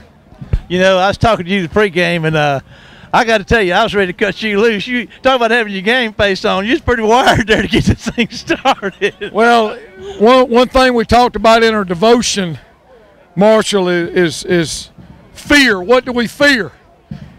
And ever since I've been a little boy, my fear has been failure. And that was part of our devotion today, about how we don't have to fear. And that it was a calmness about me. Yeah. I felt like it was a calmness about our team, that we did not fear. Yeah. We respect our opponent, but we did not fear them tonight. Yeah. You know, I noticed coming out, and I watched your team after the warm-ups, and I told Kenny that. Yeah, they walked over here to the corner. I don't know if any coaches were over there or not, but they went over there, looked like by themselves, had some quiet time, and there was not a bunch of hooping and hollering. They were very calm, very methodical. And I tell you what, it translated on this field. That first half was just a War Eagle explosion in every facet of the game. It was a great efficiency on offense. You know, I mean, scoring 55 points, but scoring what in the first half? 34 first half points. That's great. And we said offensive efficiency is one of the things that we had to do, Marshall, to win the game, because last time we were not efficient and we lost, and we had to be efficient on offense, and we were tonight. Well, I don't want to have this too much. Next Saturday night, we're going to travel up to Oxford, and we're going to play. We're going to play at Vaught Hemingway. We're going to play Oxford for a state championship. A team that's probably going to present a lot of the same deals you have to face with this bunch from Laurel. Oh, great quarterback. Abraham's a great quarterback. DK Metcalf's as good a player as there is. You know, but it's a state championship. It's a one-game season. And, you know, 2 weeks ago I was in Oxford visiting Natalie and going to the ball game, and told Kim as we were sitting in the bleachers, I said, you know, my dream is to be here in 2 weeks and in 3 weeks, and dreams coming true. And dreams do happen. They do, and I'll tell you what, Coach, that's your dream, but I'm tell you what, there's a lot of other folks that share that dream with you. We love you. We appreciate you. We congratulate you and your team and your coaches. One of the biggest wins that I've ever seen in all the years I've followed Wayne County, and all I can say is congratulations. Well, thank you. I'm so proud for these players and proud for our coaches. And, you know, I just can't say enough. We all, you know, everybody bought in, you know, and we went out and we just played, and we were a team tonight, an efficient, good football team, and that's what I'm so proud for. So proud for our players and our coaches and our fans. You know, I'm so proud that they're going to be able to experience this. Well, you go celebrate this with your team. We're going to cut you loose, and we're going to come back with K-Dog in a minute to wrap this thing up. But we're going to take a word and hear from our sponsors and be back after this break. All righty, we're back for a wrap-up section here. We got K-Dog, Kevin Yoder, we got Paul King from the Wayne County News handing things in here. The machine, the dream, the godfather of information back on the War Eagle sidelines once again. Good to have him. Kenny, here's some stats for you to look at. Thanks to the Wayne County News. We appreciate that. And give us that breakdown there, Kenny. All right, I thought I had them on the phone, but I don't. Wayne County with 19 first downs tonight. Laurel with 13, a big stat. Wayne County rushed 44 times, 202 yards. That's big. Laurel 27 times for 64 yards. We held them under 100 yards rushing. We were 11 of 15 passing, no interceptions for 155 yards, so that gives us around 357 yards on the night, Marshall. And let's see, that's 69 snaps. Not as many snaps as we've had in some ball games, but we got them when we needed them. Laurel, on the other hand, was 15 of 37, 369 yards. 95 yards of it was on that one play, and that was a beautiful play, even though it went against us. Fumbles, Wayne County fumbled one and lost one. That was right at the end. Laurel fumbled twice and lost one. Penalties, Wayne County, this is a good stat for us, 5 times for 45 yards. Laurel 20 times for 150 yards. They were their own worst enemy tonight, especially around the neutral zone. Wayne County punted 3 times for a 36-yard average. Laurel 4 punts for 33 yards. Return yards, Wayne County with 124. That's one of our bigger return nights. Laurel was 69. This is another huge stat right here. Wayne County was 6 of 12 on third down. Laurel 5 of 15. Wayne County, that's right. And then on fourth down, Wayne County was 2 of 3, one of which was big number 95 and his 15-yard ramble for a first down. Was that a rumble or a rumble? Some of both, I think. If you'd been in a rumble seat, Laurel 2 of 3 on fourth down, so they had a good night there. Another big thing here, Marshall, time of possession, Wayne County 26 minutes, 8 seconds. Laurel 21 minutes, 52 seconds. Rushing tonight, Freddie just shy of 100 yards, 20 carries for 90. Chris Cooley was 9 for 58, but they were big yards. Benito 1 of 15. We'll throw him in there. Shadarius had 5 carries for 19 yards, and Reggie had 8 for 10. Receiving, Ramik had 3 catches for 103 yards. A great night for him. Jonathan McDougal 4 for 18. Freddie caught 5 for 21 yards. Demetrius 1 for 6, and Will 1 for 8. And then the passing again, the total for Reggie's 11 of 15, 155 yards. So a great effort offensively tonight, not to mention what we did on defense and special teams. 2 pick sixes, those are huge. You know, it looked like Wayne County tonight. Coach Mangum talked about being efficient, and it looked like Wayne County did everything they needed to do tonight when they needed to do it. Yeah, I mean, we were balanced tonight. I mean, we really were. We did what we wanted to pretty much when we wanted to. You know, when you only punt twice, I mean, that's huge in a ball game. The other thing was, Marshall, is that we talked about this on the radio broadcast. I've been following Wayne County since 1992, either radio or TV or whatever, and I've never seen us with 2 back-to-back pick sixes. And tonight, that was just a statistical oddity, I guess you'd say. But, you know, to have 2 back-to-back pick sixes, it made such a huge difference in the ball game, just tremendous. Well, it looks like our hospitality is running out, Kenny. They're fixing to turn the lights out. It's already left, so they might as well turn the lights out. We're going to say good night. This party is over. We'll see you next week from Vaught Hemingway on the campus of the University of Mississippi, where your War Eagles play for a 5A state championship against the Oxford Chargers. We'll see you next week from Oxford for your Wayne County High School War Eagle football. See you next week.